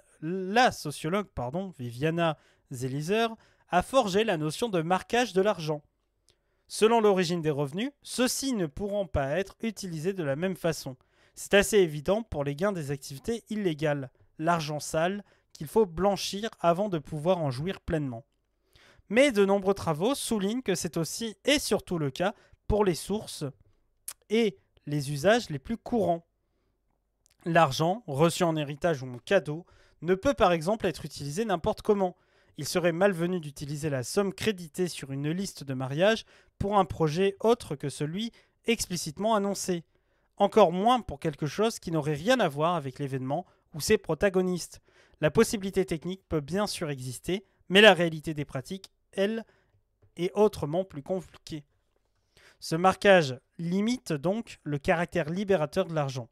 Viviana Zelizer cite notamment une autre étude importante portant sur les prostituées en Norvège, les travailleuses du sexe. Celle-ci différencie bien l'argent obtenu par les allocations et celui qui provient de leur activité professionnelle. Le premier, placé sur des comptes en banque, est utilisé avec soin et calcul, notamment pour l'entretien du foyer et des enfants. Le second, au contraire, obtenu et utilisé sous forme liquide, disparaît rapidement pour payer l'alcool, drogue, sorties et vêtements. Le stigmate attaché à leur activité permet ici de comprendre l'usage hédoniste et finalement en partie des structeurs de l'argent et non un manque de capacité de calcul ou de planification. Salut à toi Gilles. Ce qui signifie en fait que relativement vous n'avez pas tous le même rapport à l'argent. Si l'argent que vous obtenez est obtenu de façon plus ou moins légale, alors vous allez l'utiliser de façon plus ou moins légale. Si elle est obtenue d'une façon plus ou moins illégale, entre guillemets, ou répréhensible ou connotée socialement, vous allez utiliser ce pourquoi elle est connotée. Voilà. Dans un article de la revue Hempon, l'éducatrice Muriel Amalaman résume d'une façon similaire la manière dont les jeunes de classe populaire des groupes de parole qu'elle organise parlent de leur argent sale, celui qu'ils obtiennent en volant des autoradios et des portables ou en faisant des choses un peu plus costauds. Je leur demandais, est-ce que c'est pour vous une façon de récupérer de l'argent? Puisque vous ne travaillez pas, vous n'êtes pas en formation, il n'y a pas de métier ou il n'y a pas d'activité.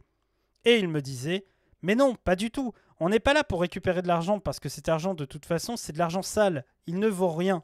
Quand on a récupéré du fric en vendant du shit ou des choses qu'on a volées, ce fric, il nous brûle les mains. Il nous sert à nous défoncer la tête. Donc, on va en boîte, on picole avec et on achète des conneries, des t-shirts, des super jeans, des super tennis, etc. que de toute façon, on va distribuer les uns aux autres. Des petits jeunes qui sont là, sur le quartier, qui font rien. Après, les avoir portés, mais c'est pas des choses qu'on va rapporter à la maison. C'est assez intéressant, ça. C'est cette manière dont l'argent est marqué socialement. Hello, salut Madame Machin. Je dois y aller, désolé, bonne soirée. À toi, à plus à toi, Jenna. Je t'en prie. Des bisous. Cet argent reste donc sale et ne semble pouvoir être utilisé que pour des choses également sales. C'est notamment un argent que l'on ne peut pas rapporter à la maison. Pour aider les parents et les frères et sœurs, parce que l'on ne peut pas expliquer d'où il vient. Parce qu'en vivre ne serait pas respectable et attirerait l'opprobre sur la famille. Il n'est donc pas possible de l'accumuler, de l'investir positivement, comme une première étape ni vers la respectabilité, ni vers la sortie de la pauvreté. Tout ce que l'on peut faire, c'est l'utiliser brièvement pour oublier un peu la pesanteur du quotidien. C'est pas un peu raccourci comme lien? Il y a des gens qui mettent leur daronne à l'abri en vendant du shit et d'autres qui vont se défoncer avec de l'argent gagné parfaitement également. Mais en fait, ce qu'ils disent, c'est que ça dépend de la réception de la famille. Si la daronne, justement, elle t'interroge sur d'où vient l'argent, etc., et qu'elle a peur de la situation pour toi, tu vas pas lui ramener l'argent directement. Tu vas lui faire des petits cadeaux, lui acheter des petits trucs, mais jamais tu vas ramener l'argent en elle-même. Tu comprends? C'est que ces jeunes voient bien les autres, les minots, comme ils les appellent, qui ont 50 € d'argent de poche, et puis toi, t'es à côté. T'as que dalle. Et eux, avec leurs 50 €, ils achètent des CD. Ils peuvent aller boire un coup au café, et toi, t'as que dalle. Alors, écrit l'éducatrice, quelque part, c'est une façon de récupérer un peu d'argent pour vivre ce n'importe quoi. De l'argent qui n'est pas obtenu par les parents. Il n'est pas gagné par une action particulière, il est juste volé. Ce type de revenu peut donner l'impression de s'échapper de sa condition, mais personne n'est dupe. Cela ne dure qu'un temps, c'est une illusion pour supporter le quotidien qui n'a pas le pouvoir du vrai argent, celui obtenu légalement. Qu'en est-il? Alors, aide sous surveillance, la logique du don. Et je crois que c'est l'avant-dernière partie du chapitre. Qu'en est-il plus généralement encore du marquage de l'argent des pauvres, au-delà du cas spécifique de l'argent sale, qui est très loin de toutes les concernées, évidemment. Une partie plus ou moins importante de leurs ressources provient de l'assistante publique ou privée, y compris familiale, et reste de faire marquer par cette origine. Or, le sceau qui est placé au-dessus de celui de la honte, de la dépendance, est finalement la pauvreté. Et oui, Parce que si vous êtes dans une situation de dépendance parce que vous êtes pauvre, effectivement, vous êtes un peu plus marqué socialement et connoté négativement. Voilà, c'est genre, il vit toujours chez sa mère parce qu'il n'a pas l'argent pour se payer un appartement ou un logement, c'est nul à 30 ans. Hop. Là encore, il y a une différence entre la théorie et les principes officiellement affichés, et les pratiques. En théorie, ces revenus d'assistance révèlent une forme de don. En pratique, pas forcément, et dans ce cas, des aides publiques assez rarement. Un don, selon l'anthropologue Alain Testard, se caractérise par l'absence du droit à exiger une contrepartie. Si je vous offre un cadeau à Noël, je ne peux pas exiger que vous me donniez quelque chose en échange. Sinon, ce n'est plus un don. Certes, il peut y avoir, comme l'avait analysé Marcel Mauss, une obligation au contre-don. Il serait mal vu que vous ne laissiez vous couvrir de présents sans jamais avoir un geste en retour à mon égard, sauf à vouloir me faire comprendre que je ne signifie rien pour vous. Voilà, tu ne signifies rien pour moi, tu n'auras pas de don. Si vous m'offrez un sub, je ne vous offre pas de sub. Ça explique en partie le non-recours aux aides sociales, totalement. Mais ce contre-don ne doit pas apparaître comme un paiement de l'offrande. D'ailleurs, il sera souvent nécessaire de laisser passer un temps suffisamment long pour que les deux gestes paraissent également libres et désintéressés. Dans tous les cas, je ne pourrai pas, sauf à prendre le risque de passer pour un ingrat et de mettre en péril notre relation, vous reprocher de ne pas m'avoir rendu assez vite ou pas suffisamment. Le don manifeste et entretient donc le lien social entre l'individu et groupe, tout en maintenant l'apparence de leur liberté, et ce même lorsqu'il prend une forme monétaire. Le parent qui glisse quelques billets de 20 € à sa fille en difficulté ne pourra pas exiger restitution un jour, même si la fille en question se sentira sans nul doute obligée de rendre quelques services en retour, ne serait-ce que par des marques d'affection. C'est d'ailleurs pour cela que les dons monétaires au sein de la famille respectent souvent un certain décorum. On laisse l'argent dans une enveloppe sans rien dire, comme si cela n'était qu'occasionnel, plutôt que de formaliser un virement bancaire régulier. Le faire, ce serait donner la possibilité de mesurer, d'enregistrer, de compter, voire de calculer des équivalences dans les échanges, ce qui doit être précisément évité. Je n'aime pas recevoir de cadeaux, je me sens en dette et je ne sais jamais ce qui équivaut pour la personne. C'est vrai. Ah, c'est difficile, hein. On laisse l'argent dans une enveloppe sans rien dire, donc ça je l'ai lu. C'est justement ce qui se passe avec les aides publiques. Par exemple, mes parents ne me font plus de cadeaux car je ne donne pas de nouvelles comme quoi le don est attendu, au moins en retour avec de l'attention. C'est vrai. J'ai aussi ça avec mes parents, tu vois, j'ai des gros problèmes familiaux et tout. Et, gros, plus vraiment, mais bon. Mais du coup, effectivement, il y a un peu ce truc-là de, oui, si tu entretiens pas un peu le minimum de relations, en fait, qu'est-ce qui nous fait dire qu'on te doit quoi que ce soit? Et donc, vous êtes un peu en prise là-dedans. Et même pire, les parents pensent que vous donner de l'argent est un moyen d'avoir encore du contrôle sur votre vie, ou même de tout simplement exister dans celle-ci. C'est justement ce qui se passe avec les aides publiques régulières, mesurées et même publiques dans leur montant, agrégées si ce n'est individuelles, elles créent de plus en plus des obligations et ressemblent donc de moins en moins aux dons qu'elles sont censées être. On attend de ceux et celles qui les reçoivent qu'ils fassent des efforts d'intégration, qu'ils se rendent à des rendez-vous, rencontrent des conseillers, se plient à des normes institutionnelles et surtout, s'en servent d'une certaine façon. Ce n'est pas seulement que les pauvres ne peuvent pas faire de contre-dons, ce qui rend dans l'analyse de Mauss la charité la plus classique humiliante. C'est aussi et surtout qu'on soumet le don à des contreparties, si ce n'est à des contre-dons, avec le plus souvent des menaces de perdre l'allocation pour ceux et celles qui ne s'y soumettent pas. C'est ce que l'on appelle politiquement l'activation de dépenses sociales. Plus encore, ce marquage de l'argent implique, du point de vue de ses émetteurs, un droit de regard, lorsque l'on leur donne ainsi, afin de venir en aide à quelqu'un. On s'estime généralement légitime à lui dire aussi comment l'utiliser le don. Cet argent n'est donc pas vraiment le sien, pas au même sens où un salaire lui appartiendrait. Je vois la différence avec ma sœur qu'ils aident régulièrement et qui garde donc un contact avec eux, Même si cela se passe très mal, c'est un moyen de rester dans la vie de l'autre et qu'il soit redevable. Exactement. Le fameux tu pourrais appeler de temps en temps. Exactement. Un salaire lui appartient. Il reste, pour ainsi dire, le nôtre. Ainsi, il n'est pas rare de donner à un mendiant en lui donnant le conseil qui sonne comme un ordre ou une condition de ne pas aller prendre des oboles dans l'alcool ou de la drogue. Ça me rappelle vraiment les gens qui, vont voir une personne en situation de précarité et qui lui disent « Vous voulez quoi ?» Et la personne te répond « Bah, je voudrais une bière, par exemple. » Et là, tu vas dire « Mais non, pas d'alcool, moi je vous propose à manger. Si vous voulez pas à manger, je vous le donne pas. » C'est ça, tu vois, genre, c'est vraiment horrible. Et pitié, donnez à la personne ce qu'elle veut, tant que vous avez les moyens. Tant que mon père payait mon loyer, et je me sentais obligé de le garder dans ma vie et de subir ses ingérences. Quand il a arrêté, je me suis senti libéré d'un poids. Eh ben, je comprends. Enfin, je comprends. Moi, mes parents m'ont pas payé le loyer, mais oui, je comprends.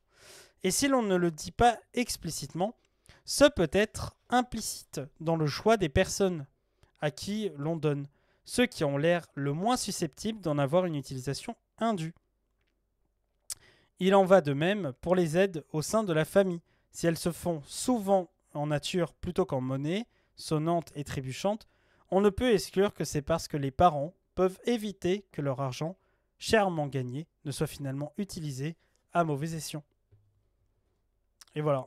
Donc il y a toute cette construction en fait de l'argent qui apparaît effectivement comme étant un problème en fait. Mais oui. Alors, excusez-moi.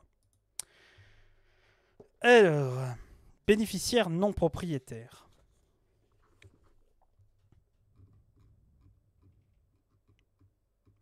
Excusez-moi.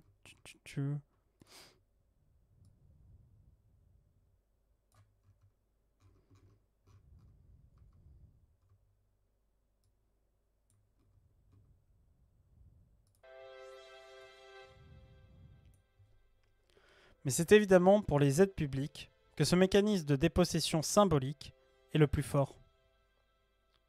Si les usages que font les pauvres de leur argent font à ce point scandale, c'est qu'il s'agit de notre argent, le produit de nos impôts, le nous étant facilité ici par le flou de la contribution publique.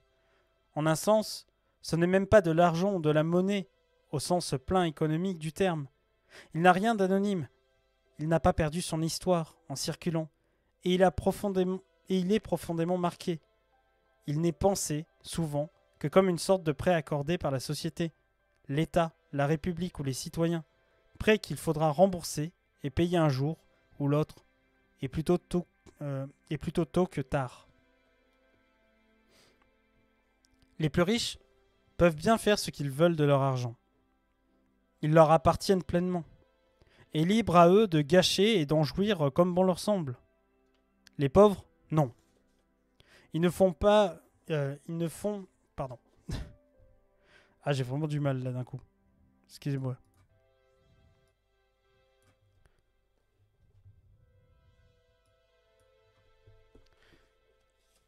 Donc, les riches peuvent faire ce qu'ils veulent de leur argent, même mal le dépenser, etc. Il n'y a pas de problème. Les pauvres, non. Ils ne font, dans les représentations communes, qu'utiliser l'argent des autres. Et ce, y compris si la loi définit bien cet argent comme un revenu identique aux autres que le bénéficiaire devrait pouvoir utiliser comme il l'entend. En théorie, il ne lui est pas donné par le bon vouloir d'un prince bienveillant, auquel il faudrait être personnellement reconnaissant, mais accordé au nom de droits qui ne peuvent être refusés qu'à partir du moment où la situation de l'individu correspond à celle qui est prévue par les textes.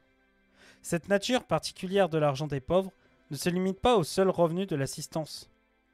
En un sens, leur marquage contamine l'ensemble de leurs revenus, et notamment ceux qui relèvent de la logique de l'assurance.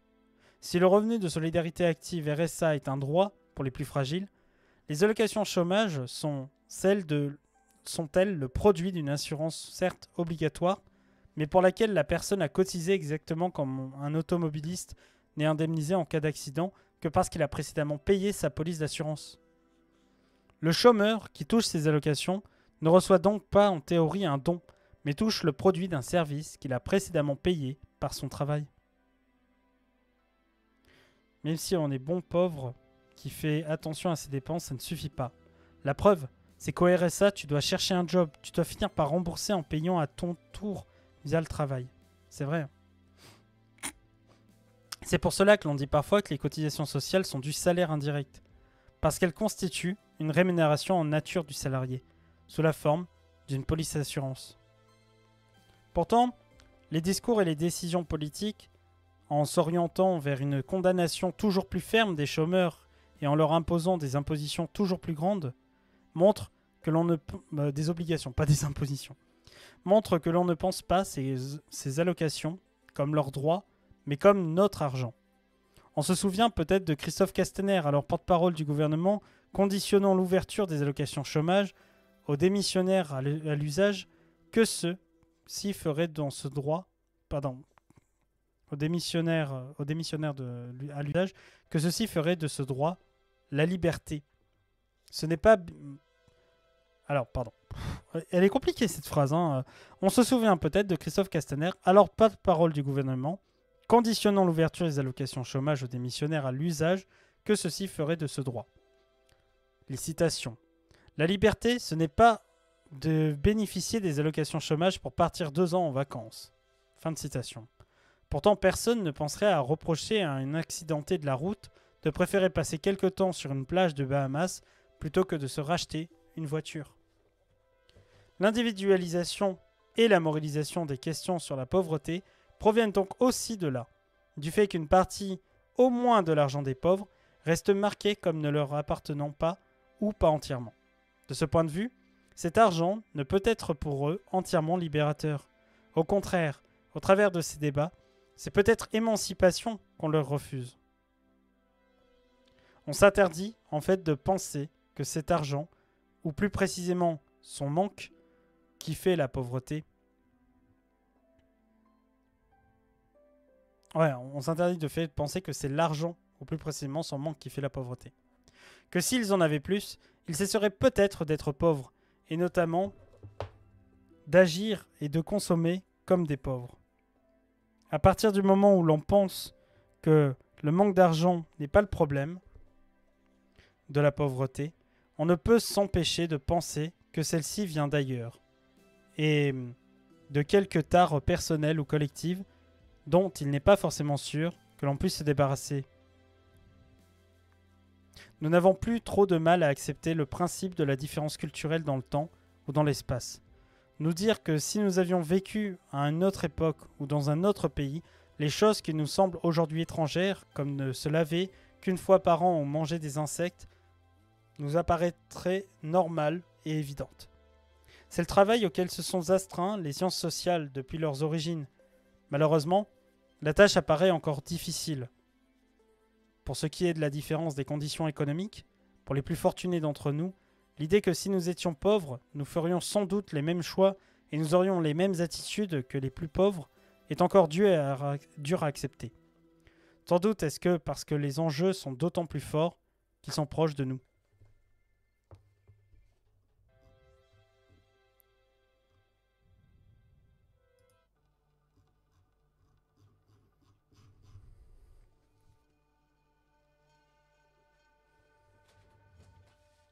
Attendez, je me mouche.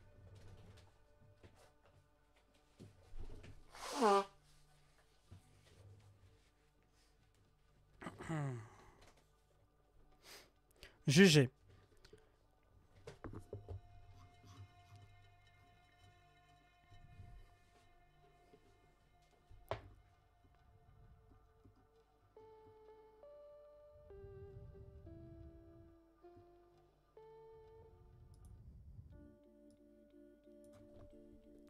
Juger, il faut bien le dire, est quelque chose de facile et même d'agréable. On aime juger ce que les autres font de leur argent, leur trouver des défauts, relever leurs bêtises et leurs erreurs. Cela nous confronte, nous conforte dans l'idée que nous faisions mieux.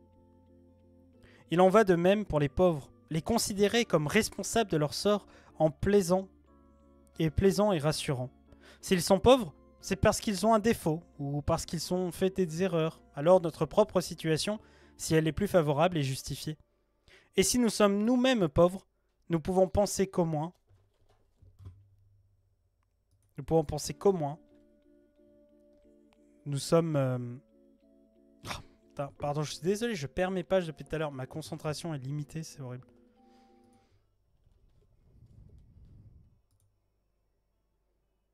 Excusez-moi. Bon. Alors. Il en va de même pour les pauvres. Les considérer comme responsables de leur sort en est plaisant et rassurant. S'ils sont pauvres, c'est parce qu'ils ont un défaut ou parce qu'ils ont fait des erreurs. Alors notre propre situation, si elle est plus favorable, est justifiée. Et si nous sommes nous-mêmes pauvres, nous pouvons penser qu'au moins, nous ne sommes pas comme ça et que demain, nous sortirons contrairement aux véritables pauvres. Il faut pourtant dépasser la facilité du jugement, du moins si l'on est vraiment engagé à comprendre les problèmes et les difficultés politiques devant nous. Cela ne se fait pas naturellement, il faut produire un effort. La première étape est de se débarrasser des prénotions qui nous encombrent, accepter de voir la pauvreté comme un enjeu collectif et abandonner la recherche de responsabilité pour y préférer la compréhension de logique et de mécanismes sociaux. Abandonner nos préjugés sur l'argent et sur son immortalité, et sur son immoralité pour en saisir les utilisations en situation. La réalité sociologique au-delà des caricatures communes. On en revient à la philosophie du capitalisme. Bah oui, totalement.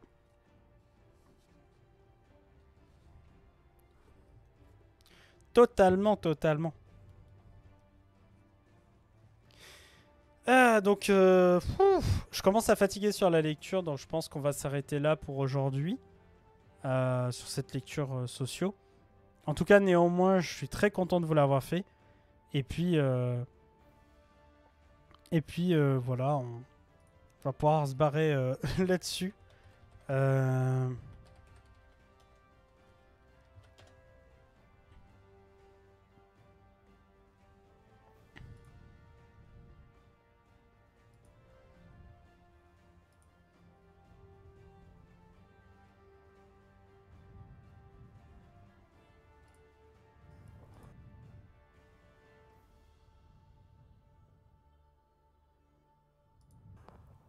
J'ai dû me défaire de croyances. Ah ouais, tout va bien, vous en faites pas. Je suis juste fatigué. Incorporées. Il y a une religion du capital. Et j'invite en particulier les athées, qui parce qu'ils sont athées se croient exonérés de toute croyance, à s'interroger. Depuis 50 ans, je milite avec des militants athées qui sont terriblement croyants. Mais qui croient en être exonérés. Je suis athée. Il rigole un peu. Je suscite un certain respect, mais enfin, Bernard Técato, c'est pas très sérieux. Ouais, le sang est bas. Mais en gros, je mettais exprès un passage de Friot qui explique justement combien il y a une croyance dans le capitalisme aujourd'hui et que c'est ça aussi qui est facteur de paupérisation des individus ou de la croyance au fait que la pauvreté serait un facteur autre que dû à purement l'économique et les problèmes d'argent. Mais salut à toi, c'est CS. En tout cas, plus flux tendu pour répondre à ta question... Bourdieu répond à cette question: nous naissons déterminés, avons peu de chances d'être libres. C'est une phrase qu'il dit à Roger Chartier dans je crois dans le premier épisode de À voix nue, où justement il expliquait que en réalité il y a très peu de chances en réalité que l'on puisse suivre un chemin linéaire dont nous aurions totalement le choix. Nous avons malheureusement des conséquences liées à l'origine sociale et cela crée forcément des causes qui adviennent tout au long de notre vie en fait. Mais par contre, il y a la question effectivement de jusqu'à quel point nous avons des moments de liberté. De toute façon, il y aura une émission enregistrée par Martin Eden où je parlerai de Bourdieu très longuement, de sa sociologie, sur les questions qu'elles m'ont posées, qu'elles ont soulevées, et surtout plus spécifiquement, évidemment, à la manière dont, justement, Bourdieu montre un aspect très intéressant sur ça. Parce que Bourdieu, c'est chiant à lire, hein, mais c'est très bien à écouter. Voilà. Si vous voulez, je vais vous donner un extrait. J'avais en de Bruxelles que c'est une discipline qui parle importante parce que c'est un progrès dans le politique. Allez, je vous mets un extrait. Jusqu'à présent, j'étais l'objet d'attaques. Bon. Tout à fait d'accord avec. Aussi se sont confrontés maintenant à ce qui paraissait des catégories allant de soi. Je prends des exemples. À un moment donné, on peut croire que la coupure entre les jeunes et les vieux, ça appartient à la nature. Il y a effectivement biologiquement des gens qui sont jeunes et des gens qui sont vieux.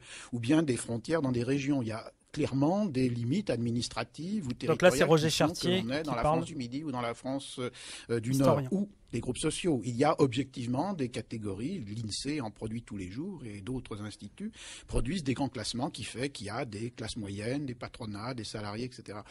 Je crois que, sans me tromper, que c'est là ce qu'il faut construire dans sa dynamique historique. Pourquoi tel découpage et à qui il sert?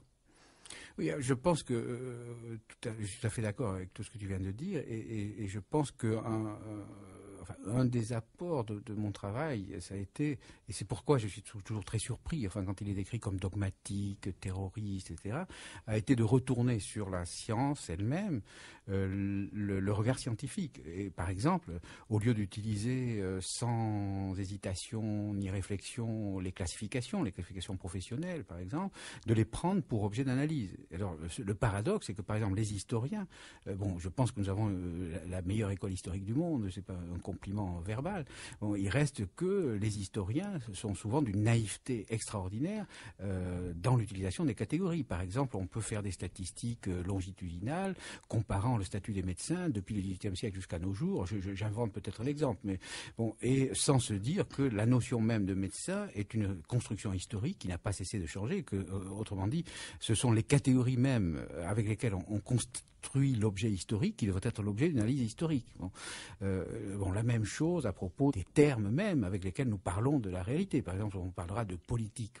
La politique, c'est tout à fait une notion historiquement constituée qui est constituée très très récemment. L'univers que j'appelle le champ politique, etc., c'est une invention pratiquement du 19e siècle. Là, on pourrait discuter, les historiens, je ne veux pas m'aventurer trop, je suis en face d'un historien redoutable, mais je pense que donc toutes ces notions, tous les mots, les concepts que nous employons pour penser l'histoire sont historiquement constitués et bizarrement, par exemple, les historiens sont sûrement les plus portés à l'anachronisme parce que soit pour faire moderne, soit pour rendre leur travail intéressant, soit par négligence, ils emploieront des mots actuellement en cours pour parler de réalités dans lesquelles ces mots n'avaient pas cours ou bien avaient un autre sens. Voilà des exemples. Alors je pense que cette réflexivité est extrêmement importante. Mais ce que tu dis là pour la diachronie, c'est-à-dire sur le long terme, on pourrait le dire aussi dans le monde social contemporain. Les mêmes mots peuvent être employés par différents groupes, par différents milieux et n'ont pas le même sens. Et un des pièges de cette sorte de nominalisme qui consiste à parler en termes de catégories qui seraient valables pour tous ou reprenons l'exemple du politique. Je crois qu'un des points intéressants, c'est de montrer comment la construction même de ce qui est politique n'est la chose la moins partagée du monde. Absolument. Et qu'à partir de ce moment-là, on est dans le complet contretemps. Je crois que c'est un des points qui t'a opposé aux statisticiens ou aux sondeurs professionnels quant à la pertinence de tous ces sondages dont on nous abreuve à longueur de journée en essayant de montrer que les non-réponses ou que même des réponses qui, si elles sont formulées à partir de lieux sociaux différents, n'ont des sens absolument incompatibles les uns avec les autres. Oui, alors je pense que cette sorte d'anachronisme que commettent les historiens... Voilà, c'était un exemple de Bourdieu. Je ne vais pas vous en faire plus, mais là, par exemple, il parlait justement de la question des catégorisations et des classifications qui se font à travers une forme de nominalisme, c'est-à-dire le fait de nommer et d'utiliser des mots pour rendre compte d'objets, mais en fait que ces objets et ces mots n'étaient jamais mis dans leur contexte et que c'était le risque historique qui pouvait être fait et qui pouvait porter à un anachronisme. Et Bourdieu parlait du rôle des historiens là-dedans, au fait de parler de politique sans questionner ce qu'est la politique, où on la situant de manière contextuelle sans jamais lui donner une densité contemporaine ou réflexive par rapport aux contemporains. Voilà, faire preuve de comparatisme. Voilà. Bon, en tout cas, je vous remercie à tous et toutes d'avoir suivi ce live encore énormément, hein, vraiment. Vous êtes des amours, voilà. Je cesserai pas de le dire toujours. En tout cas, je vous remercie énormément d'avoir suivi ce live. Je vais vous envoyer tout simplement chez quelqu'un qui est en live qu'on connaît. Je crois que j'avais vu Résu. Alors, il y a qui? Attendez, je regarde sur Twitch. C'est quand le prochain live? Alors, on se retrouve... alors, peut-être ce soir, mais je suis pas sûr, je suis assez fatigué pour jouer du roleplay avec John Dallas. Et on se retrouvera sans doute soit mercredi soir, soit jeudi soir, je vous tiendrai au courant, soit jeudi tout court, pour parler sociologie. Voilà. Donc, on continuera évidemment à parler de Où va l'argent des pommes, mais de d'autres choses, d'autres sujets. Je prépare une émission sur Bourdieu aussi et sur Baker. Donc je vais essayer de faire comme ça des petits auteurs, etc. pour vous donner des petits repères. Ça peut être sympa. Et donc on va essayer de faire ça. Et puis voilà, ça va être trop bien. Donc voilà. Il y a Arrêt sur Image. Bah écoutez, on va aller vous envoyer chez Arrêt sur Image. Voilà, ce soir. Ça va être sympa. Voilà. Hop. Donc ne quittez pas le live. Restez au moins pour donner de la force pour le raid. Évidemment. Je vous souhaite une très très belle soirée. Je vous remercie du fond du cœur. Merci aux streamers. Enfin, pas aux streamers, pardon. Merci aux subs, aux resubs, aux follow, aux followers, évidemment. Merci à toutes les personnes qui soutiennent cette émission. Merci énormément du fond du cœur. Voilà, n'hésitez pas à me suivre sur les réseaux. Cette émission sera redisponible en replay sur la chaîne YouTube. Nous avons un Discord. Tenez-vous informés et au courant. Merci énormément. C'était Joël Sociologue. Des bisous. Ciao.